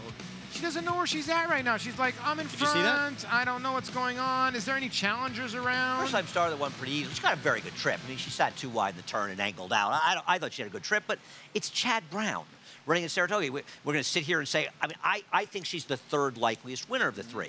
Doesn't mean I think that she can't win this race. It'd be crazy to think she can't win here. You like that backtrack now? Now that I changed your mind, you like that backtrack a little better. No, I saw the race plenty of times. Yeah, I agree with Greg. We don't know who's going to step up and who's going to run better next time out. She has 1 start under her belt, certainly for the top barn here in the country. Okay, she could move forward. I don't love that race, though. Okay, let me ask you both this question. We saw Yoshida didn't run well coming back from Ascot. Are you worried about these 2 fillies? I'm not because Yoshida didn't run well. I'm not worried. I think it's I think it's an important question. No, I don't. I'm not going to say, they're individuals. Yeah, some horses can ship. And I mean, I saw a horse named Topsider years ago that ran over in England, and he came back here like a week and a half later, and he set a track record on the dirt in his next start. So horses can ship. They're individuals. And Wesley Ward has had success. I mean, Lady Aurelia went there, came back, and ran well. Yeah, I mean, you just don't really know. And I think you have to believe that Wesley Ward wouldn't be running these horses unless he felt they were doing well enough. That doesn't mean it's going to work out. I'm sure Bill Mott thought Yoshida was going to run a lot better than he did. True. So sometimes the horse will surprise the trainers, and it's a valid question, but I don't have the answer. But I will ask you this question, and these are all we don't know. That's why this race is so intriguing. But with Chelsea Cloisters, the 4, I mean, that big effort against the boys on turf, it came on a good to soft turf course. Does that scare you a little bit at all? No, I like it because there's give in the ground. They're calling it firm, but I'm sorry, there's give in the ground. Now, the melon is firmer than the inner, but this is not. Even if they think it's firm, this is not the Belmont in the summer firm or Saratoga when we've had no rain. I mean, it poured here Monday night, all night long, into Tuesday morning. Here comes our post parade for our feature race here, the Bolton Landing, purse of $100,000. And we will start off with long shot Avocado Toast, who won her turf debut at Monmouth. Yeah, she did, right? I mean, she had shown nothing on the dirt. Just shows you a horse can completely change form. Now, she's got to move up here, but this filly does look like she'll be a nice little turf filly along the way. Drinikin won first time out on opening day for trainer Chad Brown with Javier Castellano. Chad Brown's looking for his 3rd win today, and he's only been in 3 races, and this horse obviously can win off the debut. Our favorite, Chelsea Cloisters, tackled the boys over in Deauville, ran 2nd last out for Wesley Ward. The talent is there. The last work was very strong, but you just don't know how they'll react to the European ship until they perform. Fightress is the 5. She'll get on the turf for the first time for Norm Cassie, Julian Leperoux aboard. She was very good first time out over the mud. Then she went into Schuylerville and just disappointed a little bit, but she got really slammed at the break. So 22-1 if you like. Elsa, trained by Mike Stidham, won her debut at Laurel by more than 3 lengths. Will be favored by post time off a pretty good trip win, but an impressive win in debut. The one to beat, in my opinion. And the other Wesley Ward runner went to Royal Ascot. Struggled there after winning the debut at Keeneland on dirt. Blinkers come off. Blinkers do come off. You know, this horse was 30 cents on the dollar, barely hung on at Keeneland. That usually does not happen. They usually seal the deal a lot more. But a couple horses out of that race have come back to run. She just didn't bring her game to Ascot. She might bring her game today. She might be the surprise horse. So the 4, you're seeing Chelsea Cloisters, the favorite. The 8, Stillwater Cove, part of a duo for Wesley Ward. Gabby Gaudet has more. Thanks, Greg. Yes, just hanging out here in the paddock with Wesley Ward. And Wesley, just talk a little bit about the decision between running these 2 and pointing Shang a little bit later this week. Well, we kind of looked at both races, but I in the weather, Shang. She's equally as good on the dirt as she is the grass, and might not be the case for these other two, certainly not for Stillwater Cove. So kind of looked at that and wanted another work as well, which, fortunately we got one in yesterday for her. For Shang. So, everything seems to be working out good, but horse racing, how that happens. Of course. Now, Chelsea Cloisters actually ran at Deauville one race after Royal Ascot, where that's not the case with Stillwater Cove. What goes into preparing these horses coming back from overseas? Well, you kind of want to give them time, let them put all their weight back on, then start training them and see how their works go. They've all settled in really, really well, as they have in years past, and both fillies here should run very, very well. They come into the races beautiful. So, as I said, this is horse racing. We'll see what happens, but at least going into it, everything looks well. Now, both of these fillies showed a lot of speed first time out. They've shown speed throughout, but how do you think that this race might set up, or at least your charge here? Chelsea Cloisters is very fast, and she's got the inside post, so she's going to have to go, and that's all she knows, so that's what she'll do. The other filly, we'd been working on taking her back prior to Ascot. That's why we had her in the Albany. She's a bigger, longer, not so much a typey, fast filly, yet she's blessed with a lot of speed. So unfortunately, she kind of broke just a step slow in Ascot, and Joel kind of punched her just once or twice, just right as the gates open, and she was gone. And then that was it. The race was over. But she's come back here to settle well. Hopefully, I told Irad to hopefully he can get her just a little bit off the pace and come with a run. And both fillies are equally talented. So, one's a bigger price on the board than the other. But, we'll see what happens. All right. Well, best of luck here. Thank you. All right, Greg, Wesley Ward with the dynamic duo going postward in the 6th race. Yeah, 1-2 punch. The speedster Chelsea Cloisters. Stillwater Cove, who you're looking at right now, could be coming from off the pace. 8-1 on the board. We'll see how he fares coming up. Our feature race next. The Bolton Landing, or will it be Chad Brown, the meet's leading trainer, getting the job done with Dreineken, who won here on opening day at the meet. Our features next.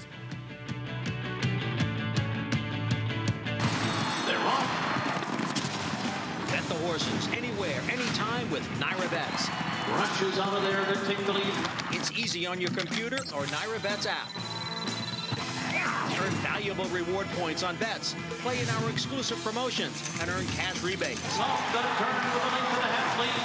Sign up now. Bet $200 and get $200. Bet any track, anywhere, anytime. NairaBets.com.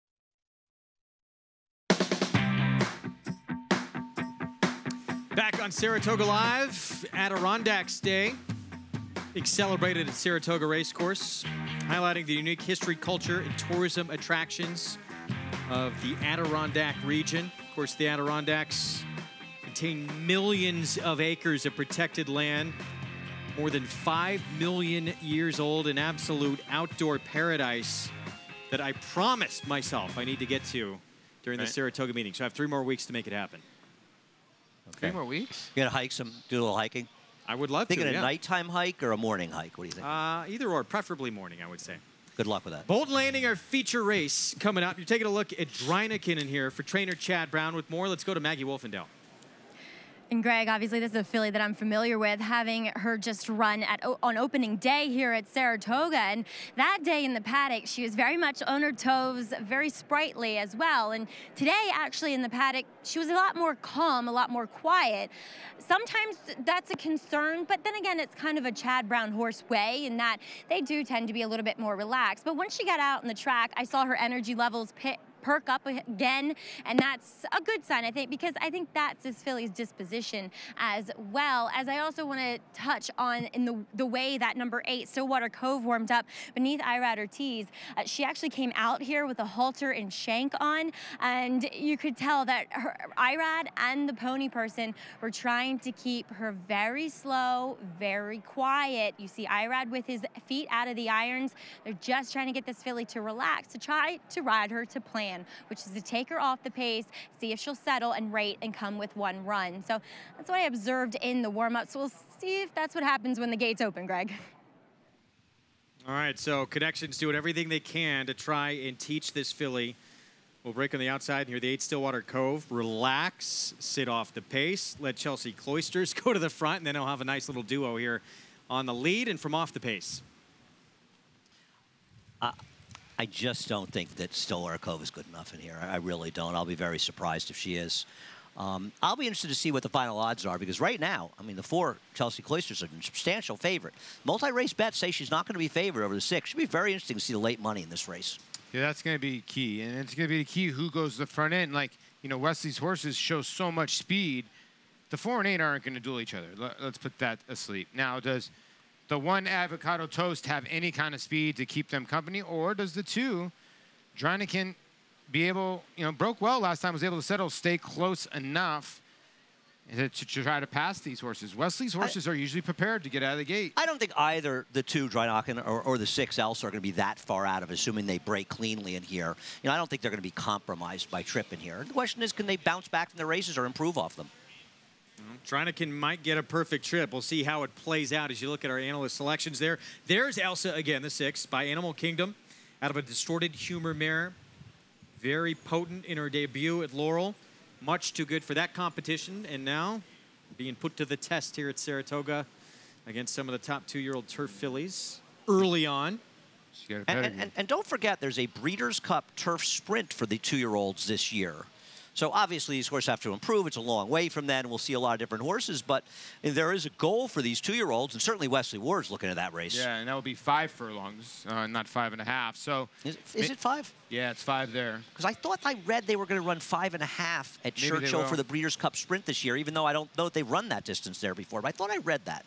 Maybe that's why a lot of these horses aren't stretched out, because you would think this one would stretch out outside. It will be better on the stretch out, but man, she's got a pedigree. Let me ask you about the 1 here, Avocado Toast. She's a huge price. She's 22 to 1. She could certainly cause issues if she's quick enough from that inside post for the favor, right? Yeah, I think her first race was so her winning race was so slow that I can't judge her talent. She could be though. She could be in front. I mean, she moved up dramatically. I get it. But we'll know early. Yeah, I mean, Chelsea Cloisters going to be. Chelsea Cloisters. Do you think she has to be loose in the lead to win this race? Or maybe she stalks. Yeah. Maybe they're comfortable stalking. I mean, they're all questions. It's hard to answer. It's so hard with these 2-year-olds. They just don't know what they're going to do. Step forward, take a step back, or what? And all these same questions probably running through the minds of the riders as they load up here, but they're all going to have to play it by ear as the gates open. It is the Bolton Landing. Chelsea Cloisters, the 4 for Wesley Ward, the favorite. Let's send it upstairs to the voice of horse racing's Triple Crown for the call, Larry Colmus. Last couple of 2-year-old fillies to come forward now. Elsa and Joe Bravo take their spot in line, and Stillwater Cove and Irad Ortiz Jr. will be last to load. Stillwater Cove just a touch reluctant to come forward. Now does, and they're all in line.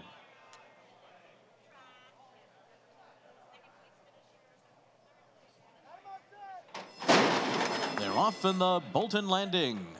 Good beginning for Avocado Toast. Dryneken was slow to start. There goes Chelsea Cloisters and Stillwater Cove on the outside to be a part of the early pace, and Fightress is going up into the mix too.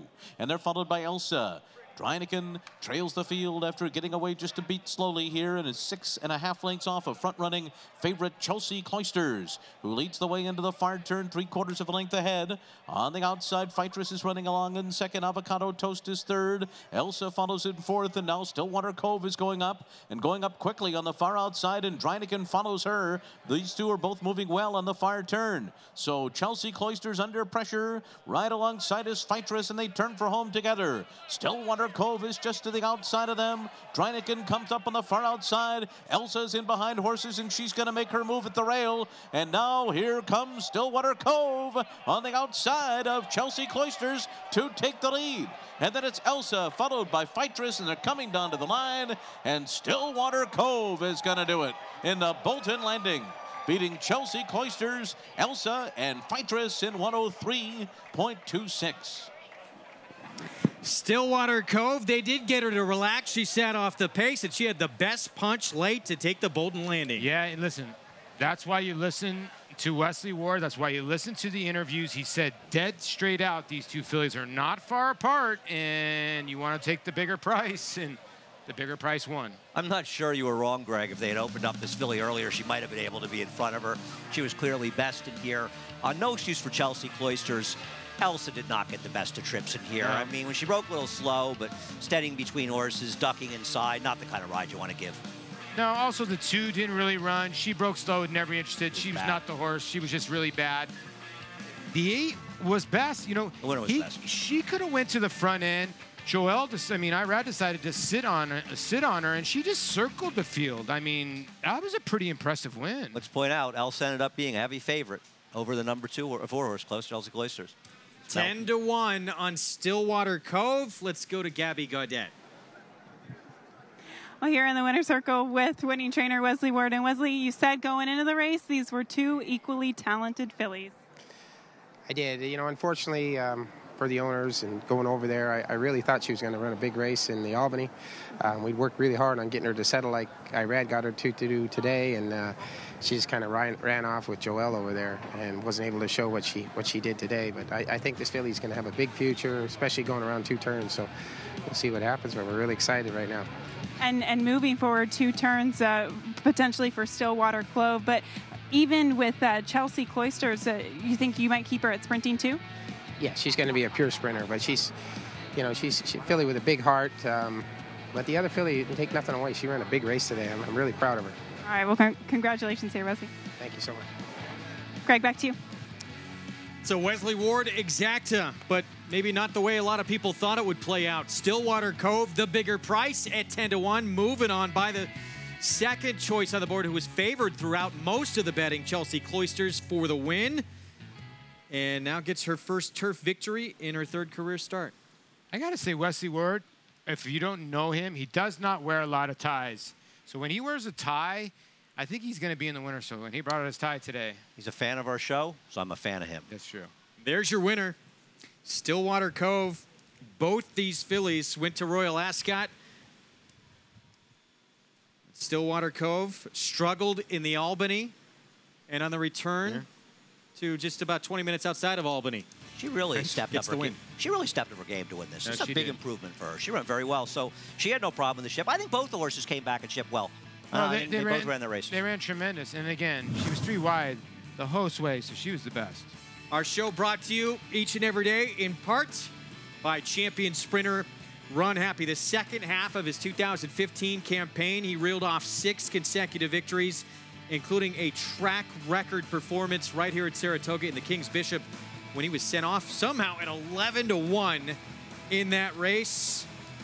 Mattress Mac said, no Lasix with this horse, just hay, oats, and lots of water. That's the way they did it with Run Happy. We're going to take a break in the action. Stillwater Cove takes the feature. The nightcap still to come.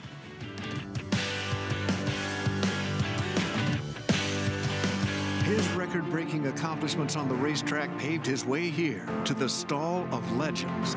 Now retired to stud, we welcome the dawning of a new era as this esteemed champion hopes to stake his claim to immortality.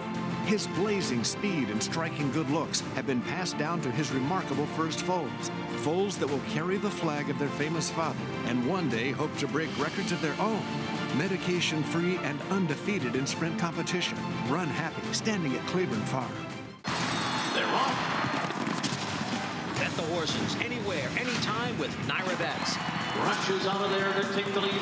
It's easy on your computer or Naira Bets app. Earn valuable reward points on bets. Play in our exclusive promotions and earn cash rebates. Sign up now. Bet $200 and get $200. Bet any track, anywhere, anytime. NairaBets.com.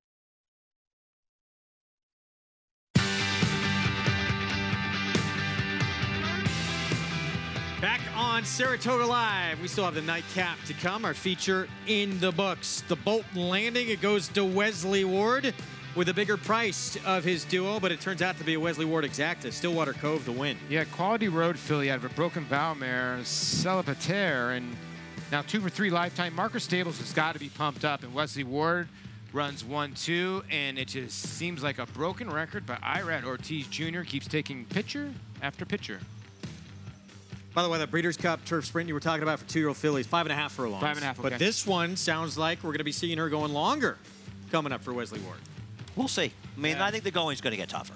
Naira Bets late pick 5 follow along. Biggest number in the sequence. Stillwater Cove at 10-1, and we talked about it at the beginning of the show. Maybe the most wide open race of the afternoon coming up in our nightcap. Oh, I agree. There's a lot of contenders. I used 5. And I didn't even use the 10 horse who's taken some money in this race as well. There are a lot of horses who could win here. There's a couple horses around 2,000, like 5 to 6 horses that are around that 2,000, 3,000 range in the 50-cent pick 5. But there's a ton in the 22,000 to 40-some-odd thousand. So good luck if you're alive. And they're paying the pick 5s. I'm looking at them now. So with the shorter prices, 5 or 6 times more than the pick 4s are paying. And the first winner was the second choice at 5-2. Once again, showing you the great value of the Naira Bets late pick 5. Well, you hear his voice on this show all the time. We throw it up to him right before they break from the gate. He is the voice of horse racing's Triple Crown. That is his palace here at the racetrack. Gabby Gaudet caught up with Larry Colmus a little bit earlier today. Well, we're here up in the booth with track announcer Larry Colmus. And Larry, I know Saratoga can definitely be a grind, but when do you start preparing for the day and how do you prepare? Well, usually at the beginning of the day, I start by coloring my iPad. And what I do is I put all the jockey silks on next to each horse so that I can get an idea of what the horses are going to look like when they come onto the track. The jockey silks are the most important thing. They stand out more than everything else. And also, the horses will have the same silks every time as long as they have the same owner. So people wonder, how do you keep track of all those horses? The jockey silks are the most important thing.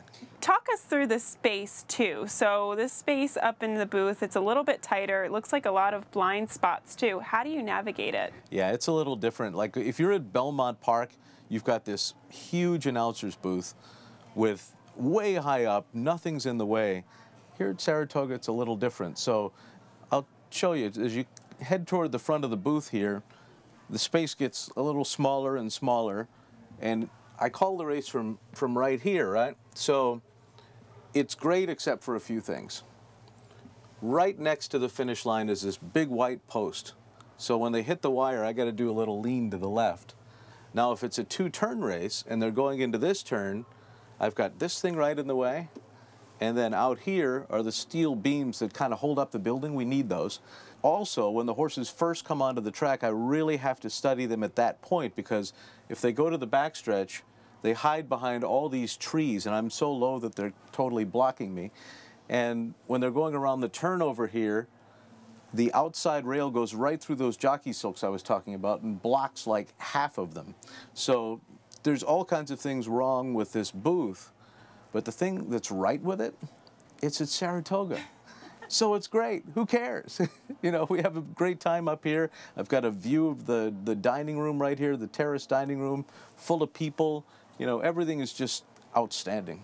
Well, it definitely is outstanding, and I'm just happy to be up here. So, Greg, I think we've finally realized that not only can Larry call races, but he's also an artist and a dancer.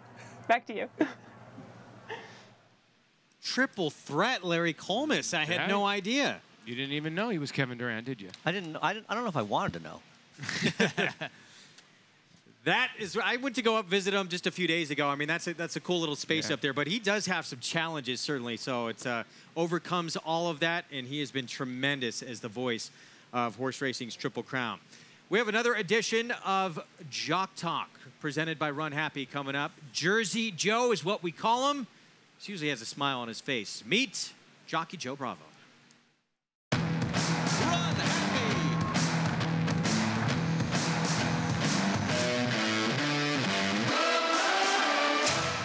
Probably all win pictures. My whole growing up was jockey whips, jockey saddles. I kind of circled myself without racing, and I don't know, maybe that's why I love it so much today. My father was a jockey, my grandfather was a jockey, so it was kind of really, and yes, I was born at Monmouth Medical, a couple miles from Monmouth Park. I'd say when I was coming up, I mean, early on years, Bill Shoemaker was awesome to kind of watch, and I was just a kid, watch go around, and it kind of grew into Pat Day, and it kind of went through the years of like Jerry Bailey, Mike Smith. Shoot, current riders today, look at these Ortiz guys, they're doing great out there. Franco, Johnny, Javier, Castellano, I mean, it's great to see these guys just working so hard and competing every day. You know what? I was kind of blessed being at the right spot at the right time. A few years back, John Legend and Rick Ross came to Gulfstream Park and shot the music video. Oh my God, I forgot the music video, but it was so great just to be part and watching Rick Ross, a guy, I kind of like hip hop. I mean, to be there in a music video with Rick Ross, John Legend, it was speechless. Who doesn't call me Jersey Joe? Come on, you know. But you call me anything you want, just don't call me late for dinner. You're asking me what is my favorite TV show, and I just watched Jersey Shore last night. Is that like a guilty pleasure? It's a train wreck. I know I couldn't be watching it, but you gotta laugh. They're having fun. These kids are great. Yeah, Jersey Shore. His record-breaking accomplishments on the racetrack paved his way here to the Stall of Legends. Now retired to stud, we welcome the dawning of a new era as this esteemed champion hopes to stake his claim to immortality. His blazing speed and striking good looks have been passed down to his remarkable first foals. Foals that will carry the flag of their famous father and one day hope to break records of their own. Medication-free and undefeated in sprint competition. Run Happy, standing at Claiborne Farm.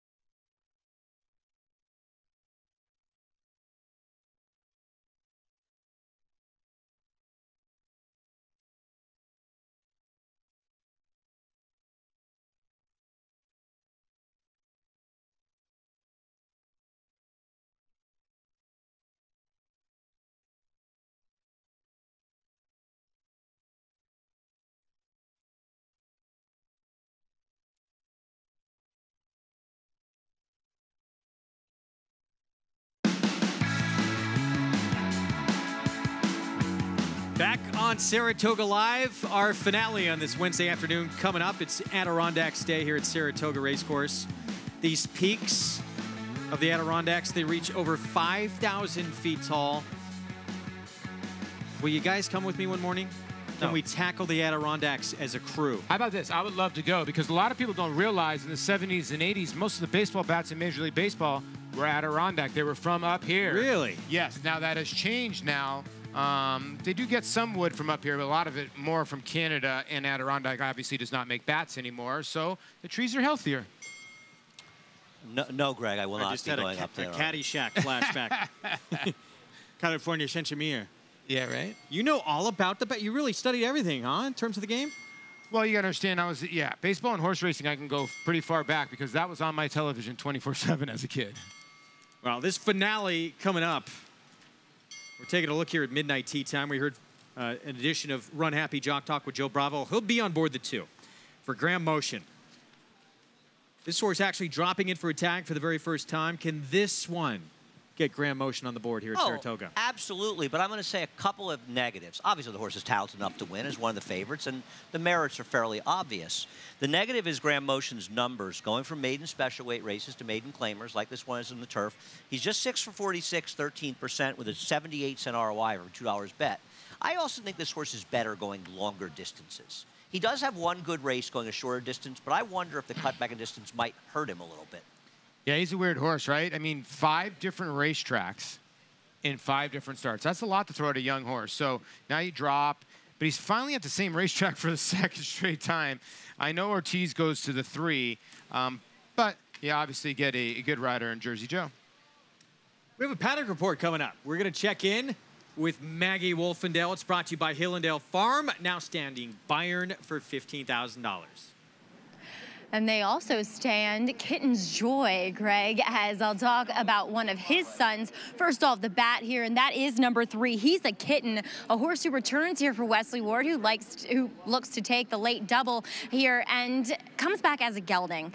This is a horse that has trouble getting out of the gate. Not only does gelding, calm a horse down, but it will also improve their hind end and the mechanics behind. And a lot of times that's what a horse needs to get out of the gate. So I'm hoping that with that, so to speak, equipment change, it does help him get out of the gate a little bit better, but not that he needs to be up on the pace or anything like that, because there looks to be some early pace which might set up in his favor. He looks great here. Granted, I've liked him in all 3 of his New York starts to date. So once again, I think with the gelding, it only moves him up. Number 4 is Clyde's Runner for Tom Bush. Steady progression with this horse, and I think he could take another step up here. He looks sensational in the paddock. Just from the overall perspective, love what I'm seeing from Clyde's Runner. Now, big long shot here is one that comes back off of a layoff in number 6, Cat, makes that trainer change to Brian Lynch here. And first time out, he showed absolutely no speed whatsoever, in which the race was wired by Extraordinary Jerry at Santa Anita that day. He is awfully laid back here in the paddock, as he is wearing a 3/4 cup blinker. He looks great. I'm a little worried about fitness. I'm a little worried about the fact that he showed absolutely no pace whatsoever, but Brian Lynch can be dangerous, and this is a good-looking son of Arch here, Greg. And you saw Julian Leperoux, who will ride Cat the 6, making his way to the paddock area. Hop aboard this son of Arch here momentarily. Definitely will need improvements, but we'll see what happens coming from the West Coast. Yeah, well, I'm watching his replay of his first race. It seemed like he had any idea what he was doing out there. Right. Now, that doesn't mean he's going to run better. He may just not have any real talent in there, but he really looked like a horse that just had no clue what was going on. That's a tough read, Andy. You make a good point, because Neil Drysdale is a trainer, an old-school trainer, where he just lets him run into fitness. So it's a tough read, that race. Maybe Brian will have the son of Arch a little tighter, like Maggie was saying. You do get Julian, so the horse probably is going to lay back. He didn't get off to a great start last time, but look for him to lay back and make one run. There's Graham Motion, midnight tea time, the one he sends out there from the inside. Talking to Joe Bravo. I mean, what can you say, right? They've done everything. Like I said, 5 different tracks, 5 different results. Blinkers last 2 times. Now do you say, hey, let's send. Let's try to go to the lead. Let's try something even more different. Because it's just not working right now. No, there's plenty of speed in this race. Okay. He's getting class relief. I mean, that's what he's doing different. He's dropping them. He drew a good inside post, and he's just a very logical horse in this race.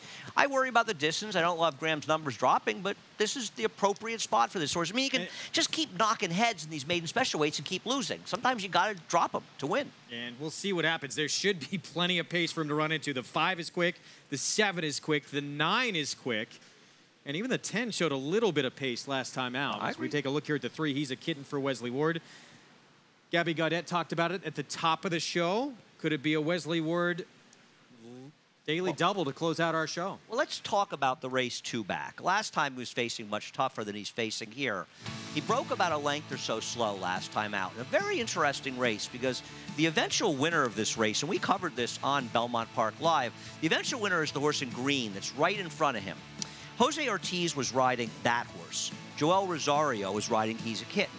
And Jose Ortiz did a tremendous job of basically riding He's a Kitten and waiting as long as he could to make his move. And you'll see them back there, the back of the pack, and you'll watch them. Jose Ortiz knew, I got this Wesley Ward horse inside of me, and that was during Wesley Ward's terrific run when all of his horses were winning. We were covering those races. And you watch how Jose's saying, I don't want to move too soon, because then Joel Rosario could get out. So even here, he's keeping Joel in. He's keeping the door closed. He's waiting on the outside. And by the time he finally clears and gets himself to the front, he's really got a big advantage on She's a Kitten. And I think She's a Kitten, and I bet the winner. I thought She's a Kitten ran the best race of anybody here, considering the break and considering she was bottled up until the very late stages. Yeah, you always wonder about these trips, and then you see, okay, where's the punch late? Was there some punch late? Definitely. As soon as the horse saw daylight, she took off like a rocket there towards the end. So, yeah, I would have to agree that He's a Kitten ran giant. Now she's a first-time gelding. Or he's a first-time gelding, excuse me. Tough for her to be one. Yeah, exactly. But that now, would be a first. That was on the 25th. Usually it's like 2 weeks or so, they say. Now the horse has come back with at least 2 works, so that's a good sign. But I would also say, and I like She's a Kitten, this is a much tougher field. Yeah. This is a very tough field. One of the reasons is because of this horse. And look at Todd's numbers with the drops.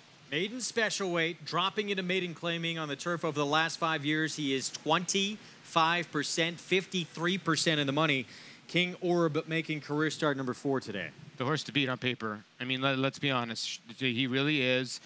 But is he worth 5-2? No, he's not. He's not because, like we talked about, He's a Kitten could improve. Midnight Tea Time could improve. Per Cat, there's so many horses that can improve, and I just can't take 5-2 on a horse that's maybe probably should have got the job done at Gulfstream Park, especially when you throw $300,000 for him. That's the other thing. It's Todd Pletcher down at Gulfstream Park, where he rules. Call to post, and our post parade here coming up. How will things close out on this Wednesday afternoon here from Saratoga? Very competitive field in our finale here. 75,000 maiden climbing event, mile and a 16th over the inner turf. And in a moment here, we're going to see Proximate to Power to kick off our post parade. Horses making their way from Champions Way onto the track. And Proximate to Power, Manny Franco, 3 wins on today's card. He will team up for Phil Serpy, who just claimed this runner. He continues to stay hot, Manuel Franco. And here's a horse that was bet 3-1 first time out in a maiden 40. This is a big step up because, like Andy said, so many horses are dropping down, so that's why you're getting 12-1. I give 15-1 in this horse, very gladly. I might give 40. 15-40 is a big jump. I don't see how this horse could possibly win. Midnight Tea Time. Joe Bravo for Grand Motion.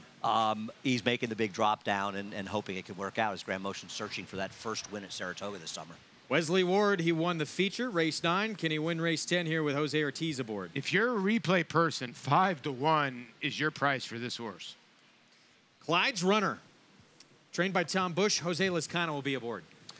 He actually ran sneaky well last time out when he stretched out in the second start in a race that was dominating the front end, and he was kind of caught up in traffic. But this is a tougher spot. Went to his nose out of the gate in that race, too. El Mas Puro for D. Wayne Lucas, turf debut, and this horse is a very quick runner. Yeah, he is a quick runner. He's figured out the gate. He had issues at the gate earlier in his career, but he's been getting a little bit better. Now he has to take to the turf and rise to the occasion. Brian Lynch sends out Per Cat with Julian Leperoux. You just don't know. As a total wild card, would have to improve dramatically off a debut a long time ago. Wicked Trick has had some very close near misses against this level for Ray Handel. Yeah, besides losing the rider, the 3 starts have been really close seconds and has shown some pace. Here's King Orb at 5-2 for Todd Pletcher with Luis Saez. He's favored the drop down for Todd Pletcher and has run well in his turf starts, but I don't think he's a great bet at 5-2, even though he could clearly win. Call the cat gelding, and he gets blinkers for his 3-year-old debut, and he's quick with a speed rider. You hit the nail on the head. Blinkers, gelding, Kendrick Carmouche means maybe front end? Very possibly. An overnight success for Jason Service. Just missed by a head on the turf sprinting. He comes off a race at Belmont at a mile. They'll try to rate him after he went to the lead last time out, and that didn't work out. You just have to wonder, is he going to get better with more distance? A lot of ways to go here in one of the better betting races on this Wednesday card. This is how we're going to close things out. Mile and 16th on the inner turf, the finale from the Spa coming up when we return.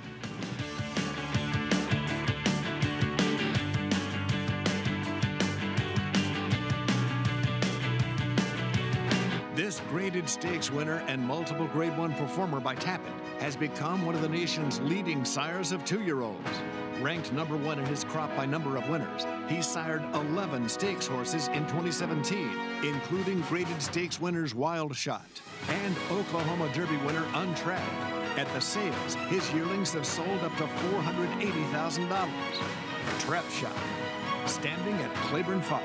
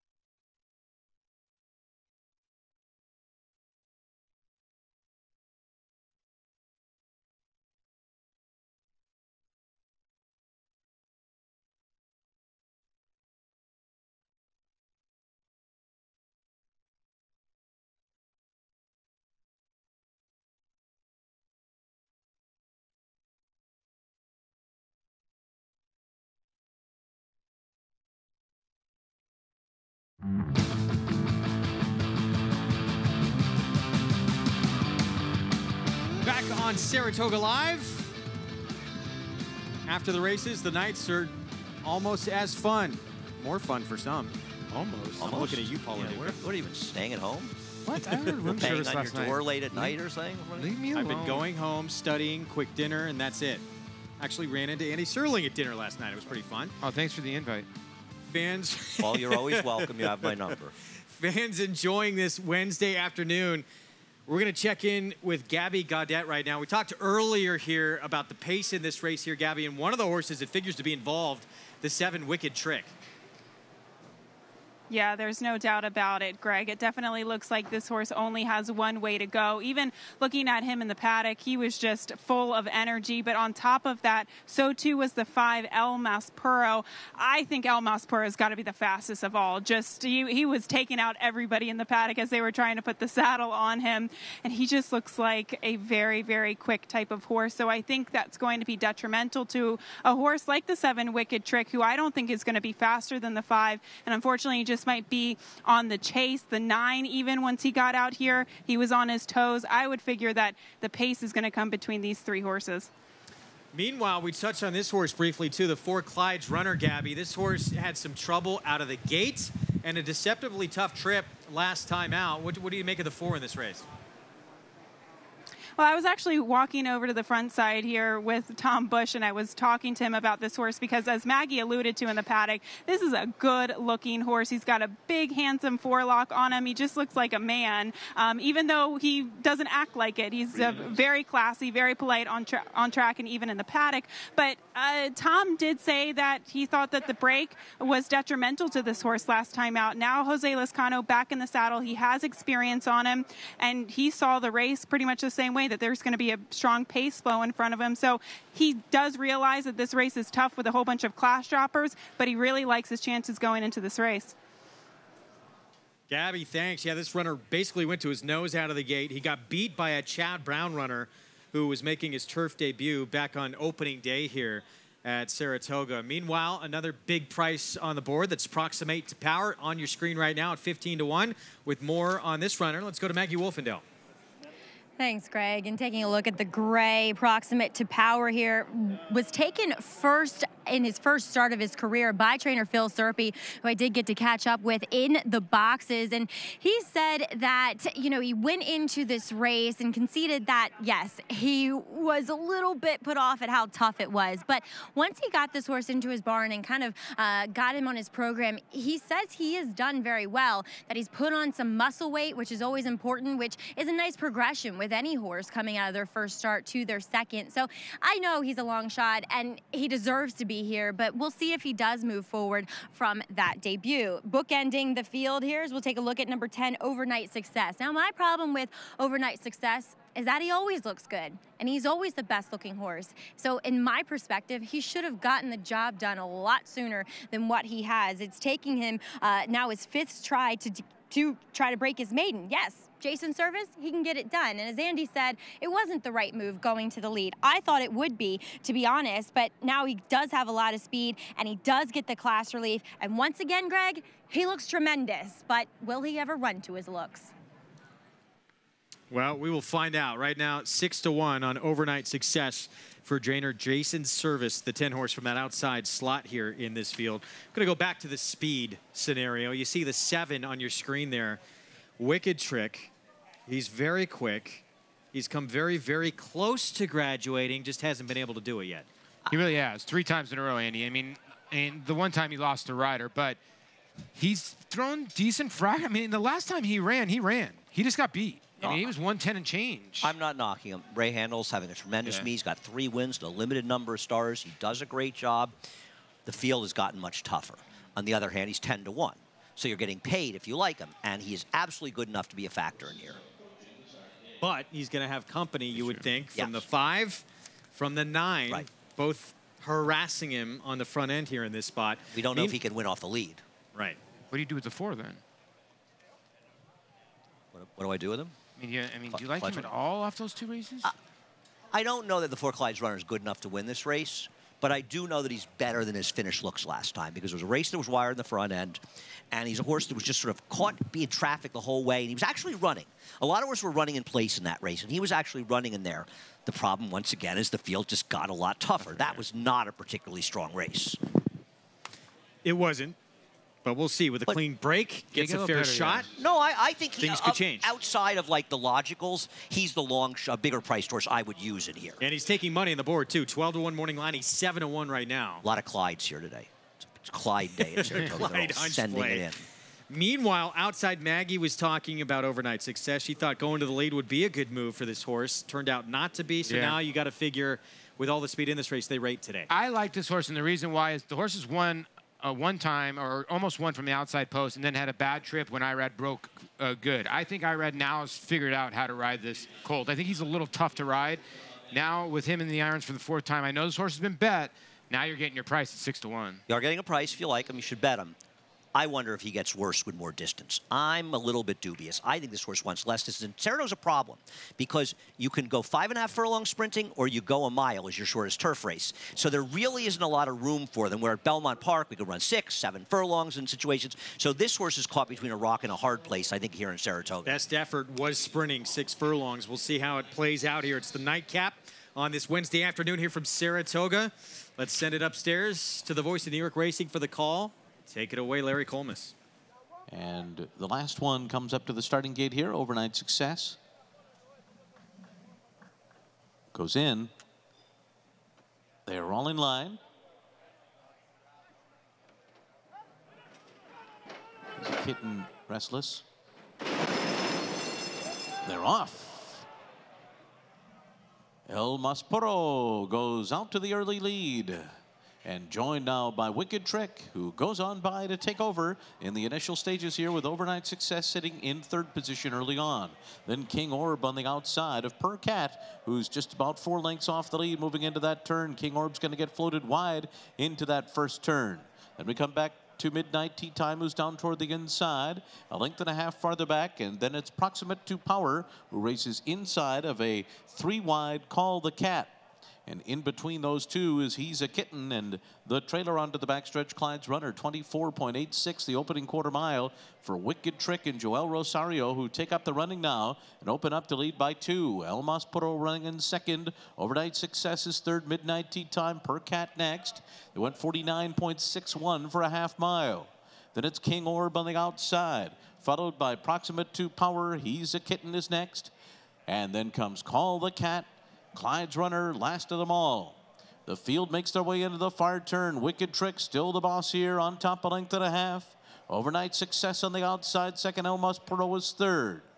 And then comes Midnight Tea Time, who's got 4 lengths to make up and is putting in a bid. King Orb is next. They're coming to the top of the stretch. Wicked Trick turning for home with Overnight Success, and El Maspuro now closing through on the opening on the inside, up into third. Midnight Tea Time is fourth. Overnight Success draws up alongside of Wicked Trick and takes the lead. Midnight Tea Time is closing down the outside. Overnight Success in front. Midnight Tea Time running out of time as they come down to the line. Overnight Success, another win for Irad Ortiz Jr. Midnight Tea Time was second. Wicked Trick was third, and King Orb fourth in 144.87.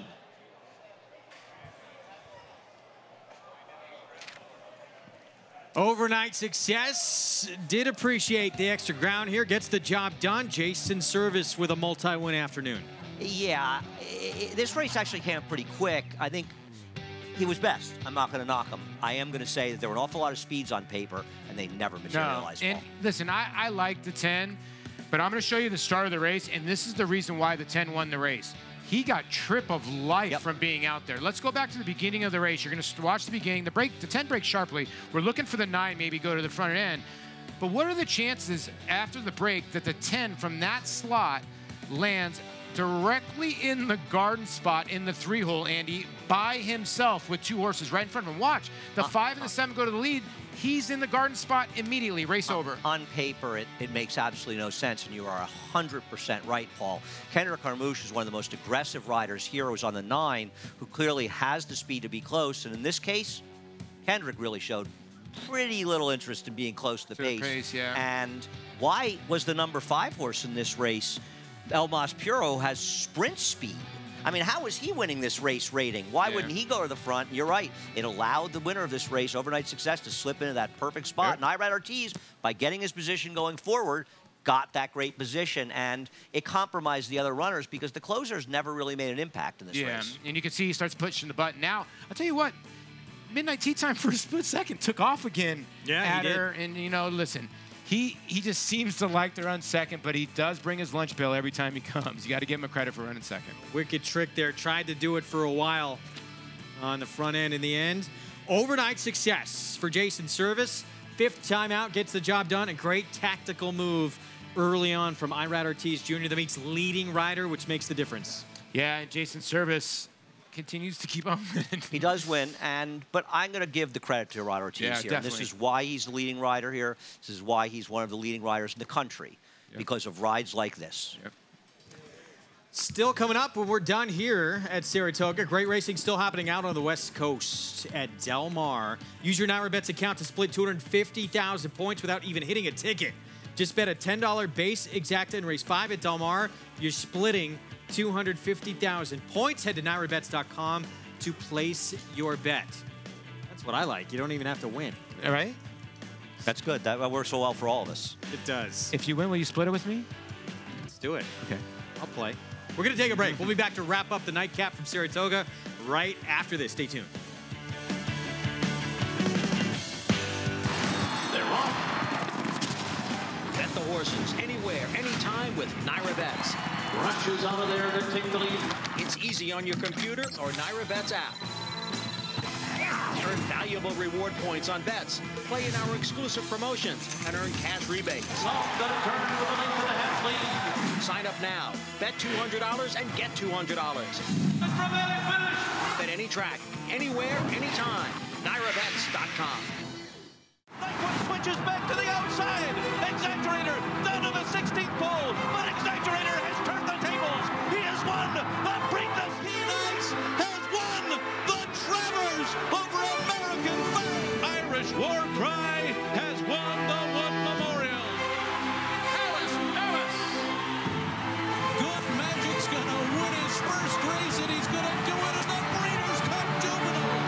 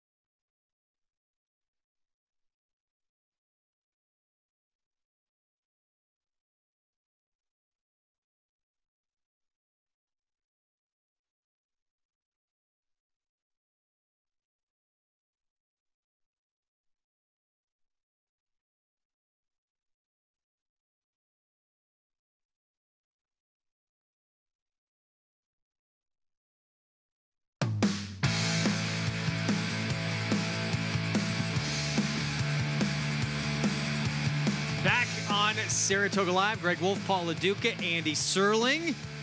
And into the winner's circle. Overnight success and the connections. They have a canoe out here somewhere painted in those colors, don't they? Right. Gary and Mary West. And you know what? They spread their horses around everywhere. You see them out in California out here. This is a homebred for them out of the Unbridled Song Mare. Excuse me, Giants Cosby on the top side. And he's been favored 4 straight times, Andy. You finally get 5.5 to 1, and boom, he strikes. Yeah, I bet him last time, but I didn't like him today. I will say, Gary and Mary West are extremely good at supporting young trainers just starting in the game. Yeah, and they true. have helped a lot of people, Chad Brown being one of them, who they helped when he first started out. And it's really nice to see them look to support people getting into the game. Take a look at the Naira Bets late pick 5, and let me just say, if you were able to hit this thing today, you are a sharp handicapper. 50-cent payout, $2,861. You got Stillwater Cove at 10 to 1. Well, yeah, Stillwater Cove was a tough horse to get to because you really didn't know Wesley Ward. Was his horse going to run? Was Pletcher's horse going to run? And then Overnight Success out of the 10 hole, I think, was used a lot, but still good payout at $2,800 considering the pick 4 was around $400, somewhere in that area. Take a look at the Saratoga Showdown standings. And again, you can play this every single day. You're not risking any of your own money, and you're competing for real prizes. Rich 18, top of the leaderboard on this Wednesday afternoon. And you get entered in a grand prize package to win tickets to next year's Belmont Stakes. Get involved every day. Naira.com/showdown to play in the Saratoga Showdown. Coming up this weekend. Hope to see her earlier in the meet. She spiked a little bit of a fever. Instead, we're going to see her coming up, Rushing Fall, our Breeders' Cup Juvenile Fillies turf winner, back in action for Chad Brown. She's going to be tough if she gets back to her races. The only race she lost, her last race, when Daddy's a Legend made that early move with her and forced her to go aggressively. She's a very, very talented runner. And believe it or not, Bob Edwards, who owns E5 Racing, has never won a race in Saratoga. What? No. Yes, fact. That is hard to believe. That's crazy. And yeah, she was dynamite in the Breeders' Cup Juvenile Fillies. And here's the thing. I thought she was always better. I mean, I always thought Significant Form was better than her. And then She's been disappointing her last She's been a couple. tiny bit disappointing, but she can still win. Now, but if Rushing Fall comes back the way she was here, she's not beating Significant Form's not beating her. That just shows you the other horses in there. The Way I Am, I think, also is maybe a wild card horse, but Rushing Fall is the horse to beat. Way I Am for Grand Motion, we're watching walk by. She's a major player in here. She ran very, very well in the Belmont Oaks. I think if there's an upsetter in here, The Way I Am, and she's not really 100%. An upsetter because she's been terrific all season. You believe at all in Daddy is a Legend? She already won on the turf course? I respect her. She's very lucky to win. She got a great trip to win last time out. Yeah. You could argue Altia ran better. I don't think she gets better with more distance. Now, that's also the question with Rushing Falls. She's never tried to go a mile and 1/8. Is she going to get better with more distance in the air? And there are some in here, like The Way I Am, Significant Form, that are fine with a mile and 1/8. The thing that you always remember, Chad Brown's horses always get the distance, it seems like. So I just think that she's going to outrun Daddy's the Legend. Seems like Daddy's the Legend, she runs the same race every time. Like, we've seen that movie. She's going to run from way back. She needs that perfect trip. But she hasn't run now since Derby weekend. Yeah. And she missed a race with a fever. And, you know, you do Yes, have to that is wonder true. a little bit. It's been over 3 months, and you've got more recency. So this is a big test for Rushing Falls. Actually, I was just looking at the race a little bit. It's a very interesting race. I hear Billy Joel playing. You know what that means. It is time to wrap this thing up. It's time for me to leave. It is time to leave. In the books on this Wednesday afternoon, we are back same time tomorrow, 4 to 6:30 Eastern time. Want to remind everybody, get signed up, get started. You can play along with Naira Bets, and once you put $200 in your account, you get $200. Use the promo code Saratoga Live. Bet any track, anywhere, anytime. Enjoyed this Wednesday being downstairs with you guys. Listen, I did. Listen, we got to start trying to make money for everybody the next couple weeks, because we got to get everybody bankroll nice and padded for Travers weekend. It was nice of us to let Greg sit with us down here. Yeah, that is true. This is privilege down here. Back to the roof for me tomorrow. But I had fun, you guys. We will see everybody again tomorrow at 4 Eastern time. We want to say goodbye so long to Harry Rice Jr. He's going back for a 7th year of college. How many years is he going to go to college for? He's left 3 times in the show. It's unbelievable. It's like the thing that wouldn't He doesn't want to go to the real world. Of course, in our feature race in the Bolton Landing, Stillwater Cove, Wesley Ward running 1-2 in Stillwater Cove at the bigger price, getting it done. We'll see everyone on Thursday.